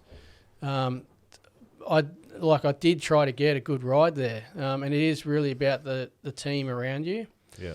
But I couldn't get with a team that I knew that I needed to be able to win races in such a cutthroat championship. If you go back one and then dominate, people look at you again. Is that what we're sort of getting at? Yeah, exactly. Right. Yep. I just needed to then go into a championship and show people what I can do because, you know, they seen what I could do in Australia, but I didn't do myself a whole lot of favours in England because I didn't dominate. I didn't stand out. Yep. So I knew that I wanted to be in the World Championship, and the only way to do that was through this door. So that's what I did. And they had no money to them, and I had no money because I'd spent it on toys. Dad. So, yeah. And, yeah, my old man, he didn't need to because I was really fortunate that when I was over there, I got a call from the World Suzuki Endurance team, and they said, we need another rider. Are you interested in racing the Le Mans 24-hour? And I said, yeah, why not? I could do with that. So the sign-on fee was okay, but the bonus money was incredible. Yeah. And I thought, maybe if I get lucky, I might get some good money out of this. So I flew to France, and I was as sick as a dog. I had the flu, and then I jumped on this endurance bike, which they're set up completely different, but they're a FIM bike again, so really quick bike. And it was just one of the hardest things I've ever done in my life. I remember 3 a.m. was one of my stints. You do 1 hour on, 2 hours off. There's 3 riders for 24 hours. So you race 8 hours through the whole event. Yeah. And 3 a.m. and it was 0 degrees. And we had like this breath box on to try and stop fog on the visor. Yeah. Pitch black. And all your condensation's running down your neck. And it's a different sort of sensation because you can't see. You only got one little headlight doing 300k an hour. And I remembered counting down for my braking markers to try to make these corners. And it turned out that I was really quick in the dark, probably because I couldn't see where I was going. and we actually started to dice for the lead. And then all of a sudden it was like early hours of the morning. I nearly passed out. They had to drag me off the bike because I wasn't eating, because you don't feel like eating at midnight. Yeah. I'm just not used to this sort of staying awake all night. They had massage guys that were popping pills into our mouth. I had no idea what I was taking, but they weren't working because I just turned to shit at night. But I was quick up to that sort of end of the hour session. But then we blew a hole in the exhaust. So we got a black flag that we had to come in and fix the problem. And we dropped one lap while they changed the exhaust. They could do a pit change in 18 seconds. So come in, they pull both wheels out, fill the tank, top up the oil, change the brake pads, second rider on out within 18 seconds. It was incredible. That's unreal on a bike. Yeah. That's crazy. So we lost the lap, but we finished third outright. And the prize money from that was really, really good. It funded my whole year. Wow. So He's not going to tell us that one. Yeah, that's all right. I wouldn't tell you either. but yeah, that was a good start because I got a lot of bike time in the first part of that year, and it was also on a Suzuki, and I was Suzuki in the Superstock FIM Cup over in Europe as well. So it went hand in hand. Yeah. Beautiful. So how old were you then? It's a good question. What about 22? I reckon 24 maybe. I reckon I was 24 because I reckon 25 was the cutoff for the Superstock Championship. So Le Mans was 2005. It was, yeah, we're in 2005, yeah. So you were 22. Was I? Apparently. We're just trying to work the maths out So here. Mr. Google said. So Yeah, so So how did that season end up with your two bikes you took over and got it up and running? And it was a great year. Yep. I got to travel all of Europe, Yep. And we dominated. We were a privateer team, and we were winning races. We won at Czechoslovakia, but we were constant top three. We were always on the podium, and we were going really good, really good, and everyone was blown away. This little privateer team was beating the factory guys. So much that I started to then get offers. I had David Tardozzi from Ducati. He pulled me aside and said, next year we want to sign you for Superstock. And I'm like, oh, that's fantastic. But within that, my team had no knowledge of suspension and setup. Yep. And we were winging it and we were getting really lucky. But then towards the last part of the season, we were having suspension issues with the front and we couldn't resolve it. So we were just scraping top 5 and we lost a lot of points. yeah, But it come down to the last race of the year, and at the time it was classed as a world championship. So, and I'm going to stick to that because I was so proud that I was running, top 3 in this world championship, and it come down to the last race of the year in France at Magny-Cours, which I'd already raced on the Super Sport bike the year prior. So that worked in my favour because every other event, whether it was in Italy or wherever it might have been, I'd never been to the racetrack before, so I was learning the tracks at every event, which was a lot of fun, by the way. Like because we had motorhomes at this point in time, and all the Aussies hung back every Sunday night because all the Europeans went home. Yep. But there was probably half a dozen Aussies over there: Troy Corser, Gary McCoy. wow. Brock Parks, Carl Muggeridge, Chris Vermeulen, and there was a group, and Kev Curtin. So there was a group, and Troy rode for Corona Suzuki. So every Sunday Arvo, I'd come back from my race, and there'd be a crate of Coronas sitting on me on my motorhome doorstep. So we would just let our hair down on a Sunday night to the point where we're driving Troy's Lamborghini around Monza at pitch black at 2 a.m.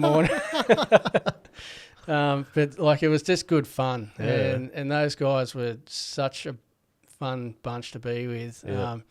Traveling all of Europe and following the Katiki tour around and doing everything that the young guys do, and experiencing Amsterdam. We couldn't experience all of Amsterdam because obviously there was a few restrictions there with it being a sportsman. Testing.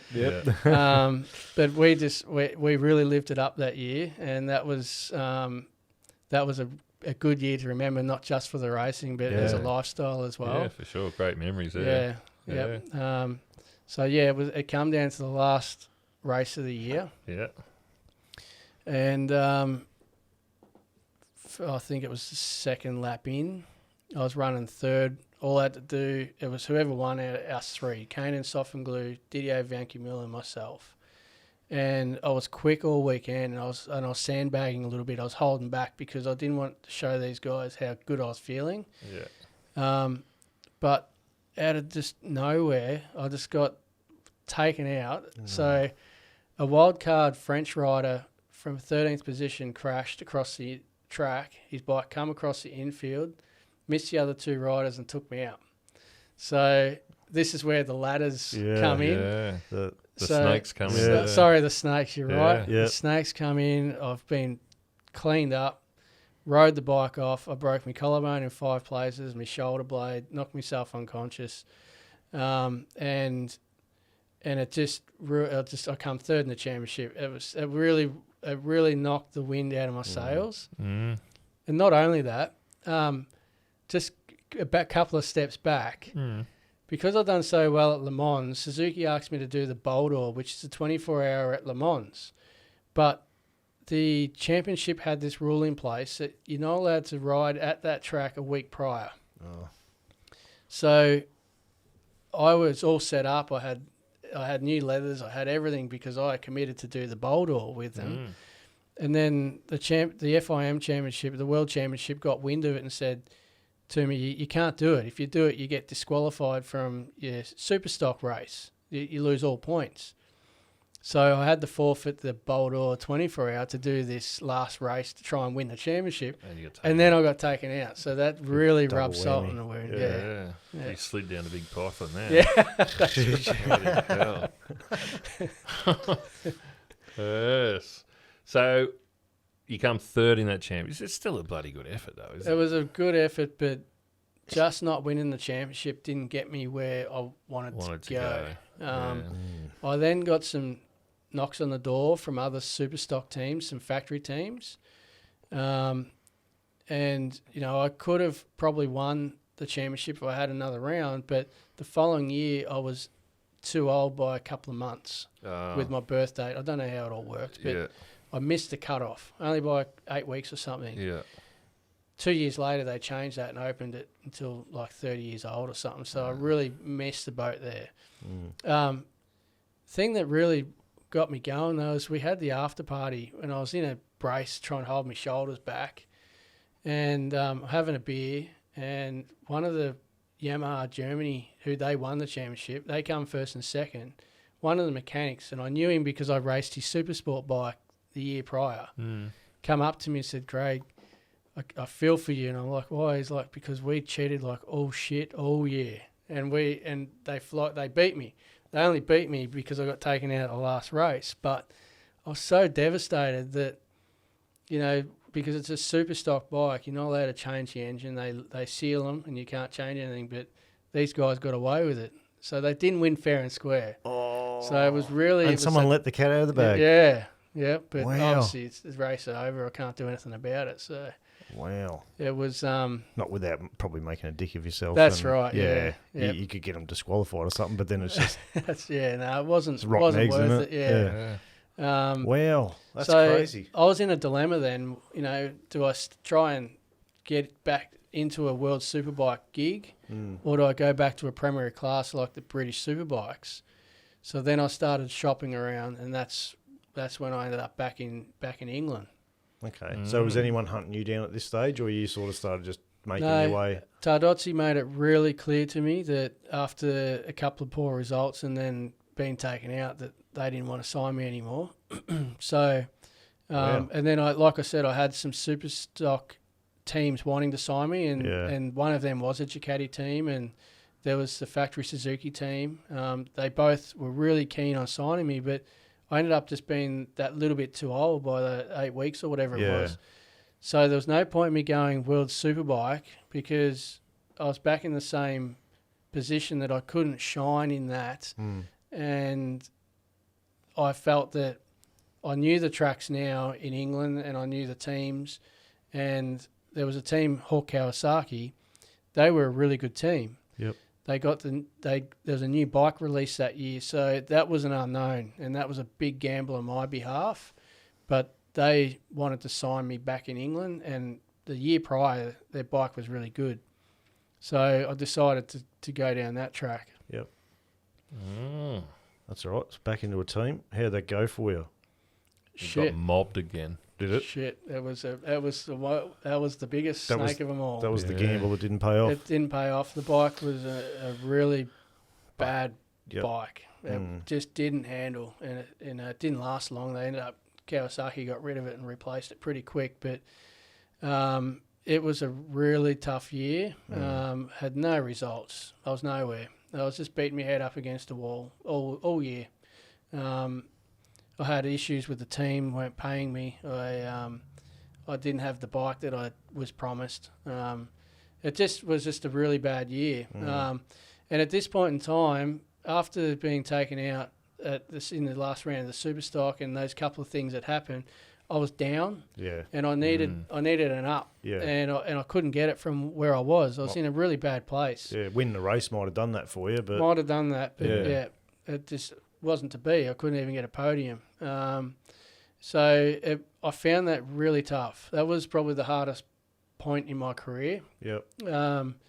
So I was really homesick. All my mates are at home partying. I'm not winning races, and that's the only thing that made me happy at that point in time. Yep. And I was still talking with Suzuki Australia. Phil Tayton he's a very switched on guy, and he was my team manager when I was with Suzuki. And he was like, I'm on the phone all the time. Have you tried this? Have you tried that? Trying to get this bike to actually do what I want it to do. Yeah. Yep. And in the end, he's like, why don't you come home? We'll pay you really good money. Come and race for us. Yep. So that was the worst decision I ever made. But at the time, I thought it was the best. Yeah, okay. Coming home, yeah. Really? Because I thought, I was homesick. I just wanted to get home. I wanted to be with my family and friends. I wanted to race bikes, win races, and get paid for it. Yep. But really, the biggest mistake I made was doing that is because soon as you're out of the loop, out of the circle, there's no getting back in. Okay. And I just, down the track, tried everything I could. I went back to England, knocking on everyone's door, trying to get a ride. Yep. But you're nobody I was again. a nobody again. So at that point in time, I couldn't get a ride in Europe. I couldn't get a ride in England. I couldn't get back anywhere. And I was on a big spiral downhill when I was back in Australia. I still come second in the championship, but it was just going nowhere. Australia just didn't have the following that it needed.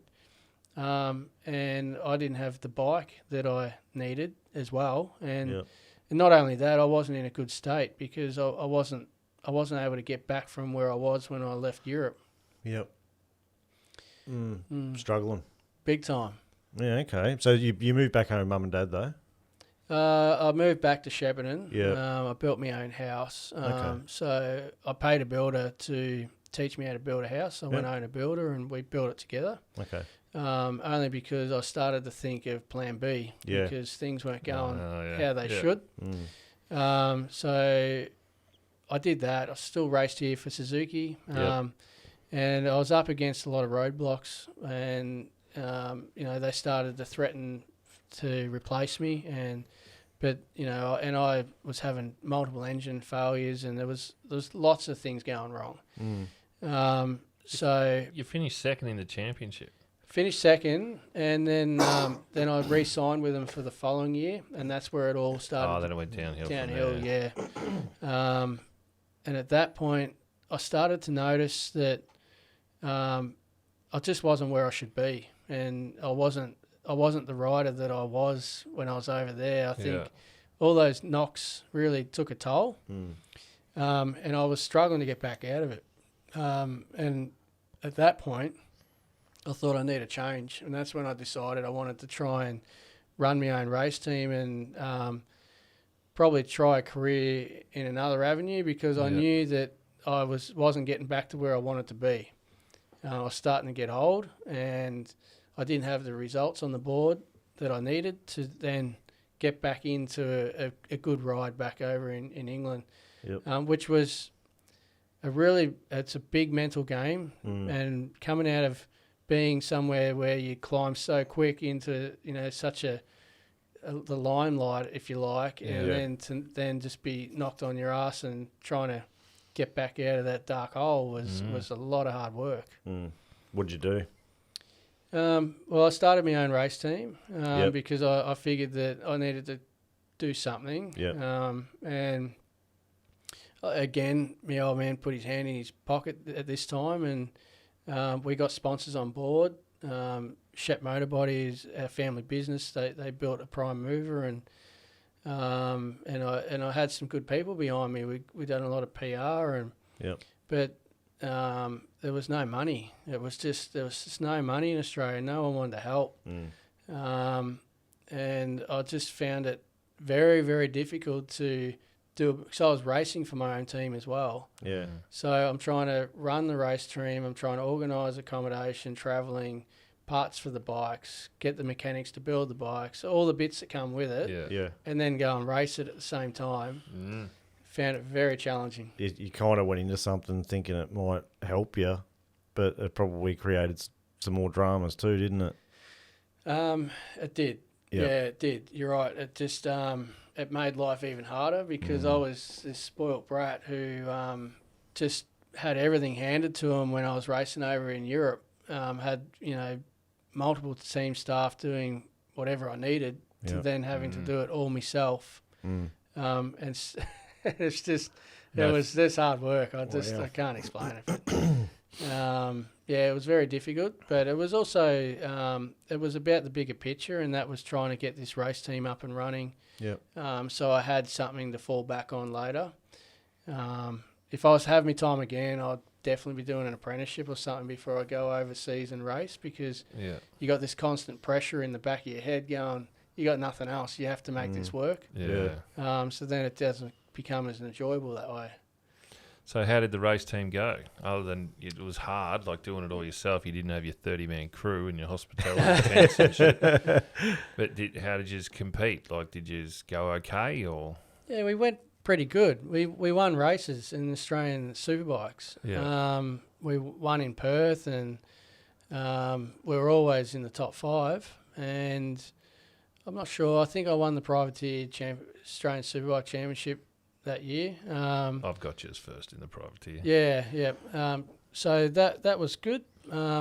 We beat some of for quite a chunk of the factory guys, but it still wasn't England, and it still wasn't Europe. It was still battling. I was racing back here. I was back with my family. The team was going well though, but the problem was we just couldn't get sponsors to back the team, and it was just we couldn't keep funding it ourselves. Yeah.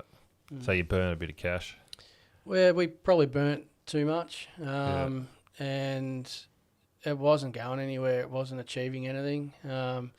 We decided to change bikes because for the following year, BMW brought out a new 1000, and BMW decided that they were going to help us and give us a couple of bikes, and so every bit helped. Help with the cost, So we decided to go down that track, but we had to go super stock because the bike wasn't anywhere near where it should be to be in Superbike. So super stock is the same as what was going on in Europe, where it's the next category down, but still on the 1000cc.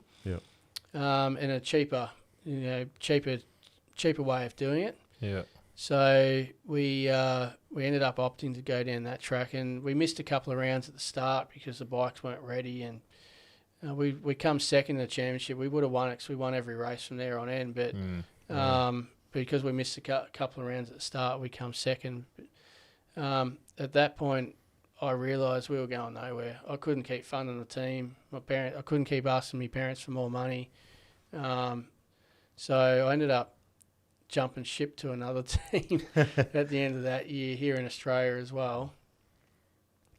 The problem was I was not enjoying it, and I was starting to get to an age in my career. It was 24 years of racing. I think I was in my 9th year professionally, and I was starting to notice that I wasn't where I should be I wasn't in the zone.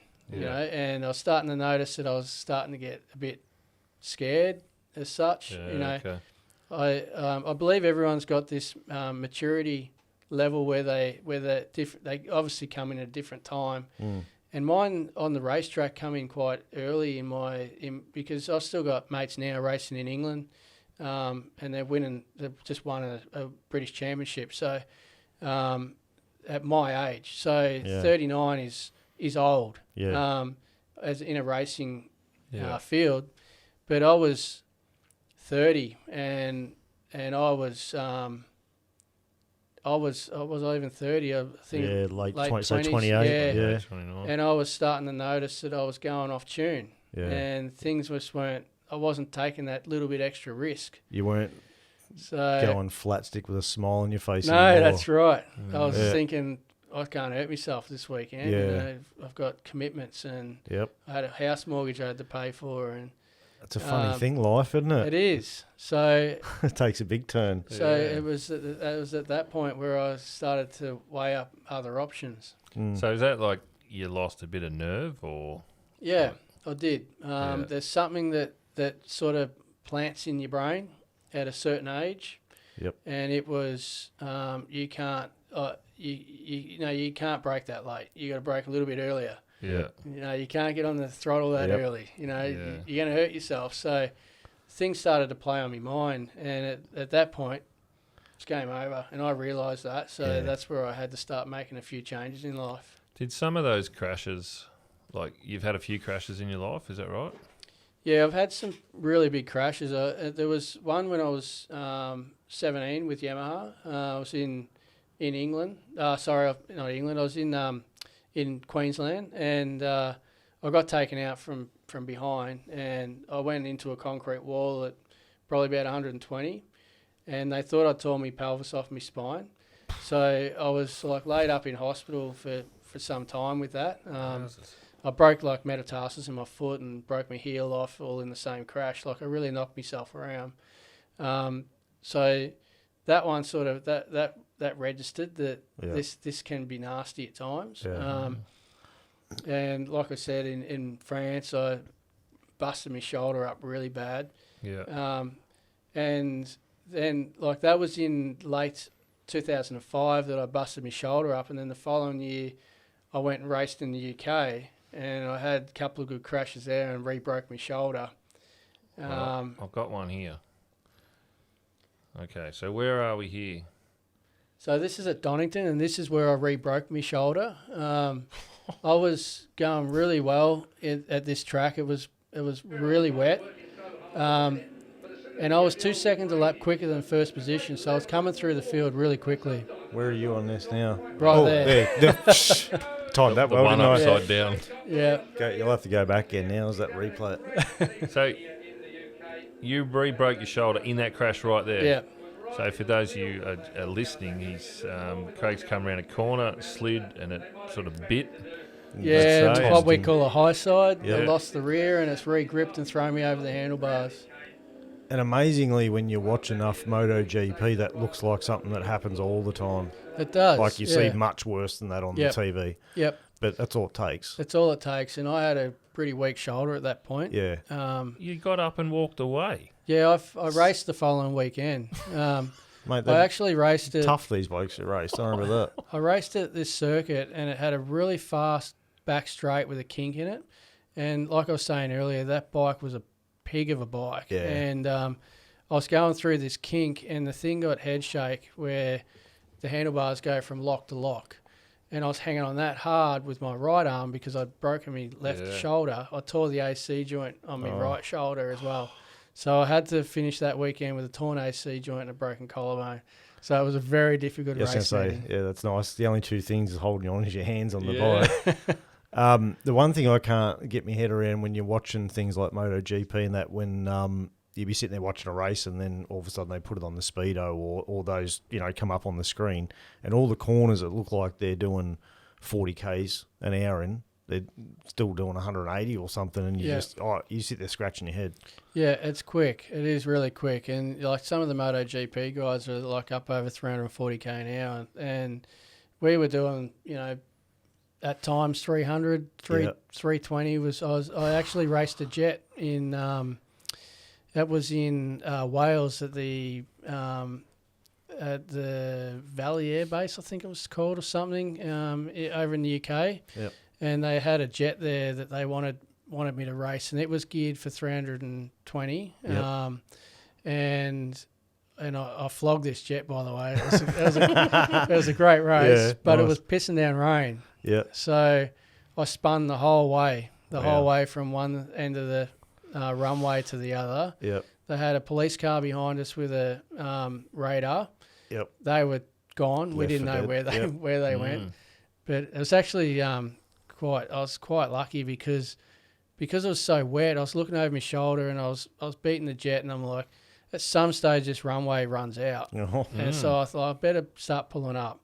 Luckily I did, because they failed to tell me that there was this cable that went across the runway with like a big wheel on it. So if they have a brake failure or something, they can catch them at the end. Yeah. So I was really cool. I was really lucky I didn't end up. That wouldn't have ended well. Yeah. Why wouldn't you tell the rider that? Oh, mate. Speaking of MotoGP, how do you get from where you were to somewhere like MotoGP? What does that take? So that's money. Yeah. And MotoGP is it's the next level. It's a lot for those that don't know. So World Superbike is a production bike as such, a road bike, and they build it into a race bike. Yep. MotoGP is a bike that they build from the ground up. There's nothing Purpose built on it. Yep. And to get into that, you've got to have money. And even with World and British, like, this is another thing I failed to mention, that when I was in England and I had to come back to Australia, one of the reasons why is because all the teams, they were going through a recession in 2006. Yep.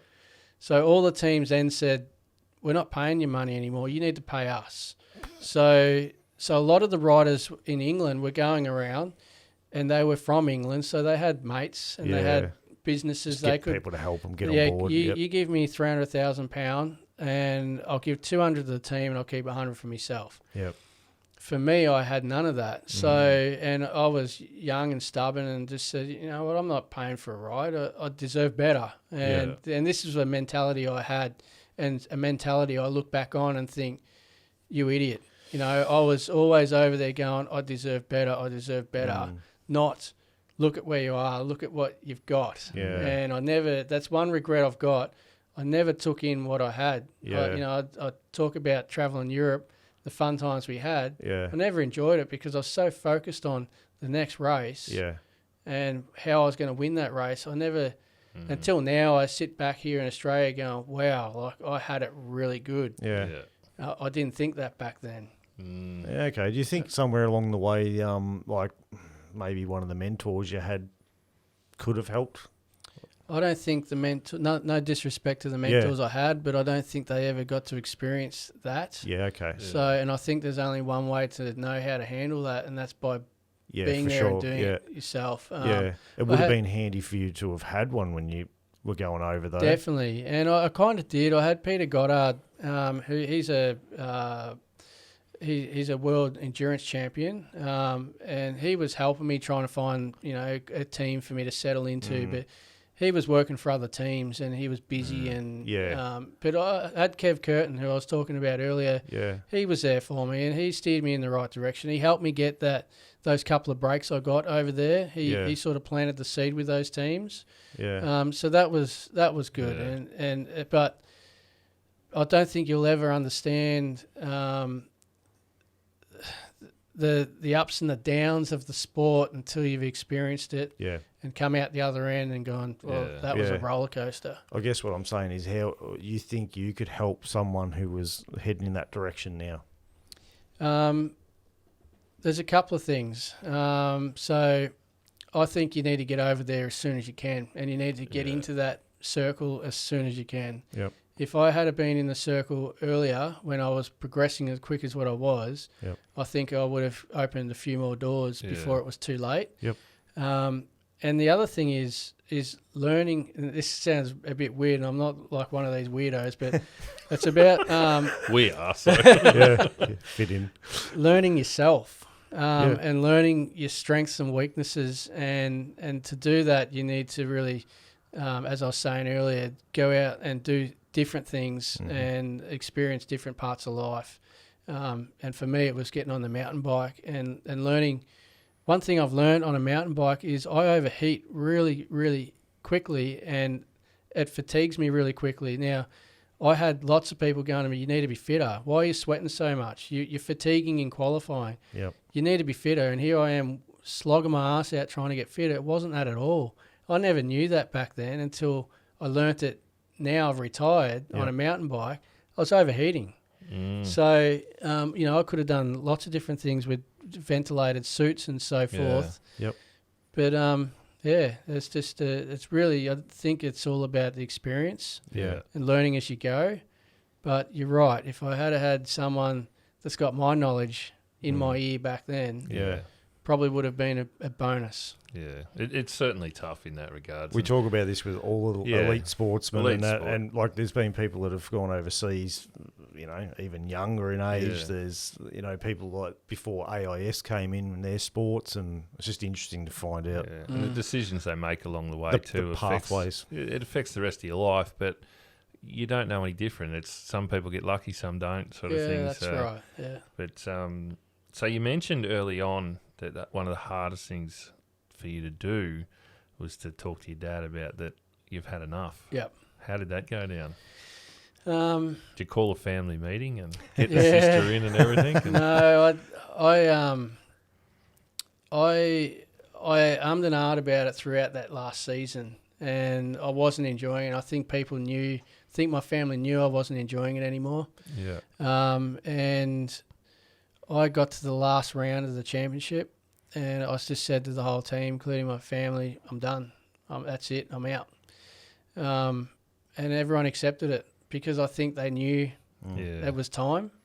I didn't get to where I wanted to be, and I had the shits on with the world at that time, and there was no point in me throwing myself down the road and not being able to potentially walk away from the career that I had, to then making that decision early and still walking, getting on with life. Yeah.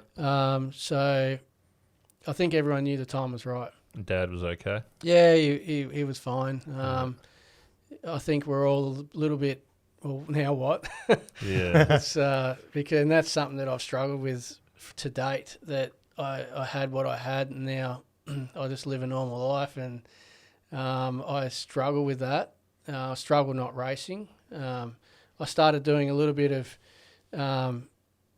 testing for magazines on the road, and that was kind of filling the void a little bit. But we were out of control. Like, I don't know how I didn't get arrested. So it wasn't a good recipe. So I'm guessing you don't own a road bike. I don't own a road bike. It's probably a good thing. It was Paul Young, Steve Martin, myself. Both those guys are world endurance champions, and the three of us are out the back. A forest over the Great Ocean Road, racing each other through there, full noise. We had all the journos behind us at this one time, and I remember the three of us went hooking around this left-hander, and I seen this young bloke on a KTM road bike go the other way. Anyway, we got out the other end, and we sat there and waited at Anglesey for 20 minutes, and we waited. Journos didn't show up. Finally, they turned up, and we're like, where the hell have you guys been? They're like, did you see a young bloke on a KTM? We're like, yeah, seen him going the other way.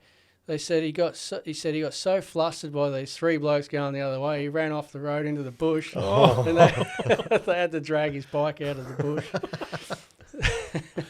Oh, unbelievable. So I know you seem, a little bit disappointed of where you could have went, but when you look back at it, it's a pretty amazing career that that you even got the opportunity to do that, and certainly not scared on a bike. Like, I think it's a brilliant career. There's no way I'd be doing 320k an hour on a bike. I'd be lucky to do that on four wheels, let alone two. So I believe it's an unbelievable career you've had. So I think you should be really proud, and I'm sure your parents are, and I'm sure most of Shepparton is proud of what you did and what you could achieve. So yeah, thanks, Simon. I mean, I do look back on it and go, I got to experience a lot in life. I I basically got to do a free Kentucky tour. So Yeah. For the whole year. yeah. Look, like I said, I didn't enjoy it as much as what I should have because I was so focused on, so hell-bent on winning races. Yeah. And even to date, I probably beat myself up too much because I did get good results. I did. I just didn't get that break, and that's why I was trying to explain it as snakes and ladders. Yeah. Got a lot of ladders, but I got a lot of snakes. Ton of snakes too. And I just didn't end up getting to the end of the game where I wanted to be. Yeah. Well, I still think it's an unbelievable career, but obviously then you had to retire, and now you're back in the real world with most of us. And so what are we doing now? So in 2009, when I ran my own race team, I decided that I needed to kind of put back a little bit into the family business because it was funding some of my racing. Yeah. So I started with Shepherd and Motorbody Builders. It's my dad's business, building V8 supercar trailers, and we were just getting into armoured vehicles, doing cash and transit vehicles. So that really interests me. I was into that sort of stuff. Little bit concerning because I had to get my security license, and I had an incident when I was in England. An incident. So We didn't mention this one before. But here we go. you know how I said didn't have a motorhome, I had a caravan. I was really struggling with the little caravan I had. So I went and seen this bloke who knew a bloke who had a caravan. Who was a gypsy. And apparently it was a gypsy. But, so they lent me a Ford Transit van, and they had this big caravan, and I was sick of living in my little caravan at the racetrack. So they said, well, how about we'll sponsor you this. And he was a panel beating company, so he was legit. And so I used it at Thruxton, I think it was, at the racetrack, and took it back, cleaned it up, and went back to my team, picked up my van to take it back to this sponsor. And I'm going down the M5, I think it was, and I'm just driving along, and next minute I had to turn off on this junction, so I turn off and I get to the roundabout, and next minute this cop car cuts me off, and another one pulls up beside me, another one behind me, and they open the door and they're dragging me out of this transit van because I had long blonde hair, and I was driving a transit van, so I obviously looked like a gypsy. So I was going for my phone. I couldn't get my phone because I didn't know anyone's phone number. They were like, way too many digits for me to remember. So, and I couldn't get my phone, and they've dragged me out of the van. They've put handcuffs on me. They've thrown me in the back of the police car, and they're like, "Where'd you get the van?" I said, "Oh, it's the van yours." I'm like, "No, it's not. It's not mine." Well, where'd you get it? Oh, a bloke lent it to me. They're like, "Okay." So, well, let us just get some numbers off it. Well, there was no numbers on the chassis of this van. Oh, yep. So they're like, you better come with us. So they took me back to the Birmingham police station, and they said, you can make one phone call. And I said, well, I can't. I don't know anyone's phone number. And I didn't tell anyone that I was dropping this van off. So they said, all right, well, how about you go wait in the cell, and once we go get your phone, because we've impounded the car and the van, we'll bring the phone in, you can make a phone call. I said, yeah, no worries. Anyway, 8 hours later, they let me out of the cell. So apparently this other bloke was driving the other way and reported that it was his van that he's seen going the other direction.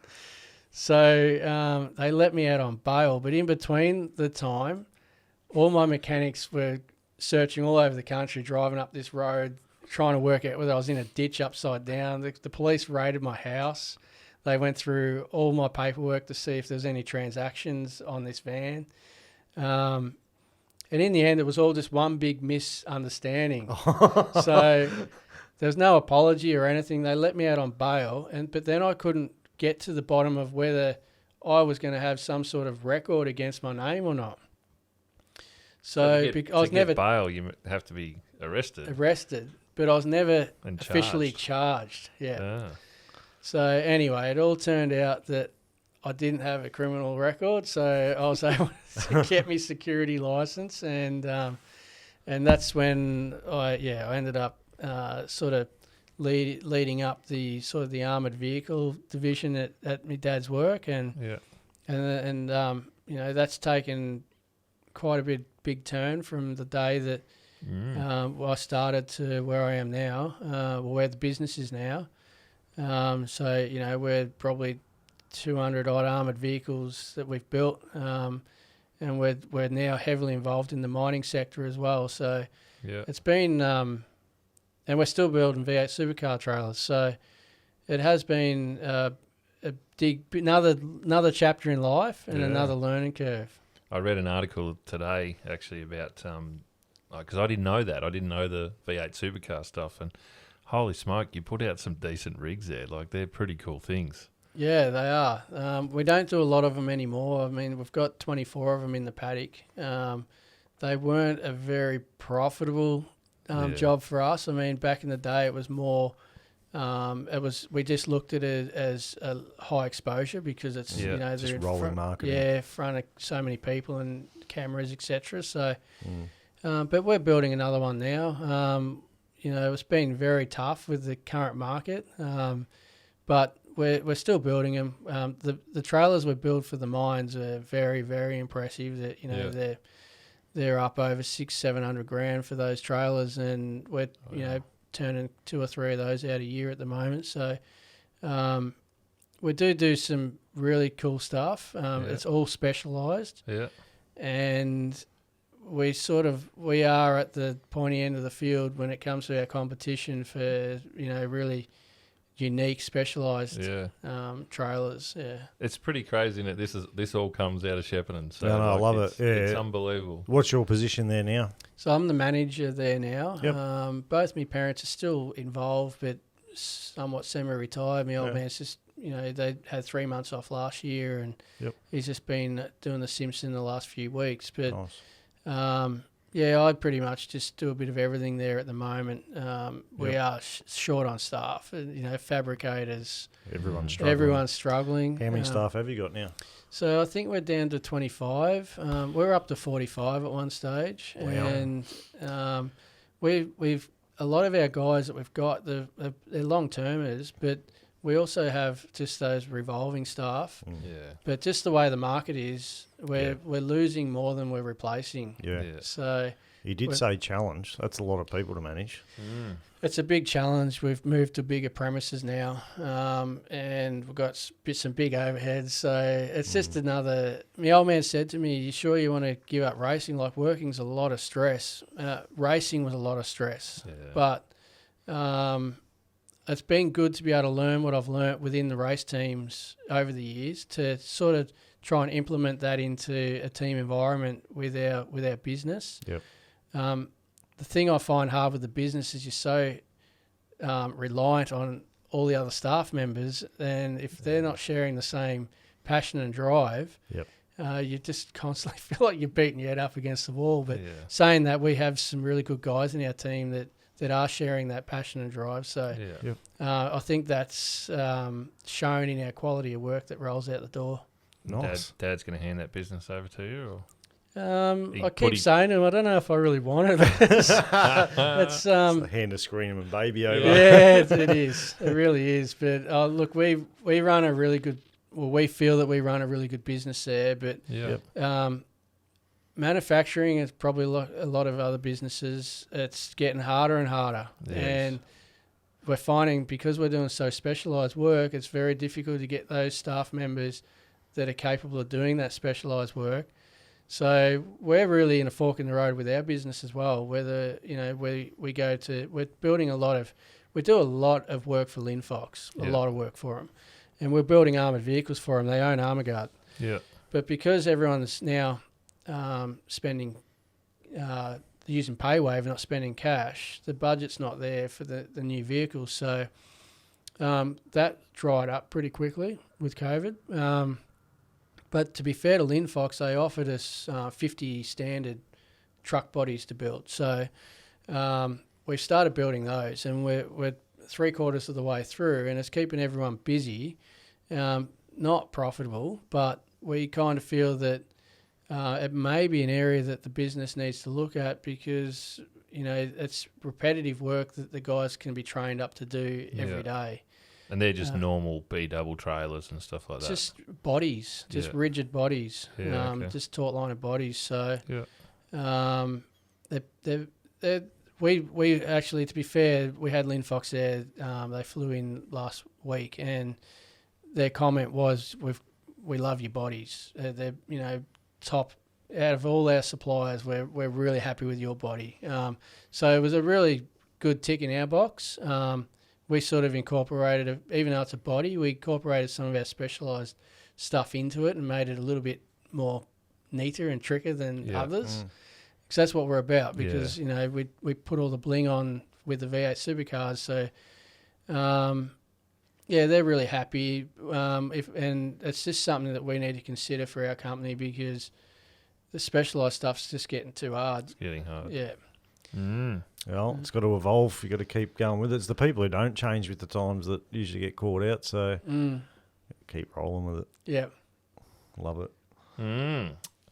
Well, we're sort of 2 hours 20 in now, Craig. So we've heard a lot of everything. I did say before, like, you should really be super proud of what you've done. It's an unbelievable achievement. So, but we always finish our podcast with 3 questions. Yep. Okay.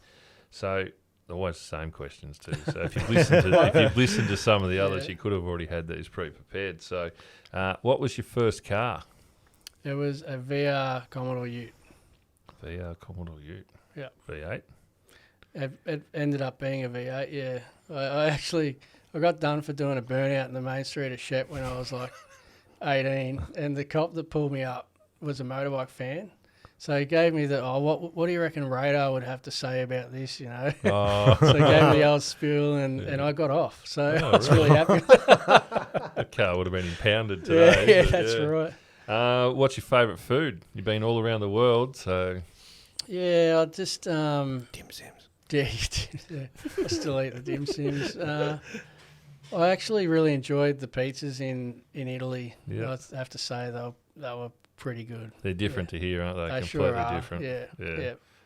I didn't mind the old pizza when I was over there. So, okay, last one. 3 people you can invite for dinner, dead or alive, any era. That's a really hard one. Quiet pause while we wait. I always struggle with this one, even thinking about it. So I know that he was really, and I used to look up to him when I was younger, and that's Lance Armstrong because of what he did with the road racing, push bikes. So, I admire people who just stand out. Valentino Rossi, he'd be another one. it'd be funny. Yeah. I don't know. Well, you got 2, mate. And do not say the one. I think what people say when they can't get anyone else, they just say their girlfriend or their missus or something. You're not allowed to say that. Yeah, so. No. We have to put a sign up in here soon for that one. I honestly don't know. He's stumped. Yeah, you stumped me. That's all good. You can just have 2. No, you can't. No, he's gonna. I'd invite you, Simon. No, you wouldn't. Who else would I invite? Look on the wall, man. There's plenty up there. Just pick one. That's funny. It's a bit of an out there one, but Elton John. Yeah, okay. I think he's pretty special. Yeah. I think he's special, all right. A few stories. There'd be a lot of stories. Bloody there. oath, it'd be interesting. So that's a first for Elton John. Chalk him up. Yeah. Righto. All right, very good. So let's we're just going to quickly run back through our sponsors for Season 2 of Two Blokes from Down Under. It's brought to us by Ken Muston Automotive for all your motoring needs. Pop down and see the team for Isuzu Ute, Ram Trucks, MG, Jeep, Subaru, Mercedes-Benz. That's Ken Muston Automotive, 215 Benalla Road. And this episode is brought to us by Broker House Shepparton. For all your financial needs, make sure you see Andrew and Paul and the team at 54A Wyndham Street, Shepparton, or jump onto their website at brokerhouse.com.au. Craig, I will say it again. Unbelievable career. It's fantastic. I know you probably didn't achieve the highest standards that you probably thought you could get to, but I still think it's unbelievable. And I think it's inspiring that, and that's the point of our podcast, is that, this little bloke from Shep comes out and competes against the world sort of thing. I think it's unbelievable. So congratulations on an awesome career, man. So Thanks for having me, guys. It's been great. Yeah, it's good fun. So, yeah. So there you go, guys. Another episode of Two Blokes from Down Under, and we'll see you all next time. 2021. Yeah, show him I can still rap, though. Now I'm in the game, I was on the bench. First I was renting, now I'm collecting rent. First it with the Beamer, now I want the Benz. Spending all the back like here I go again.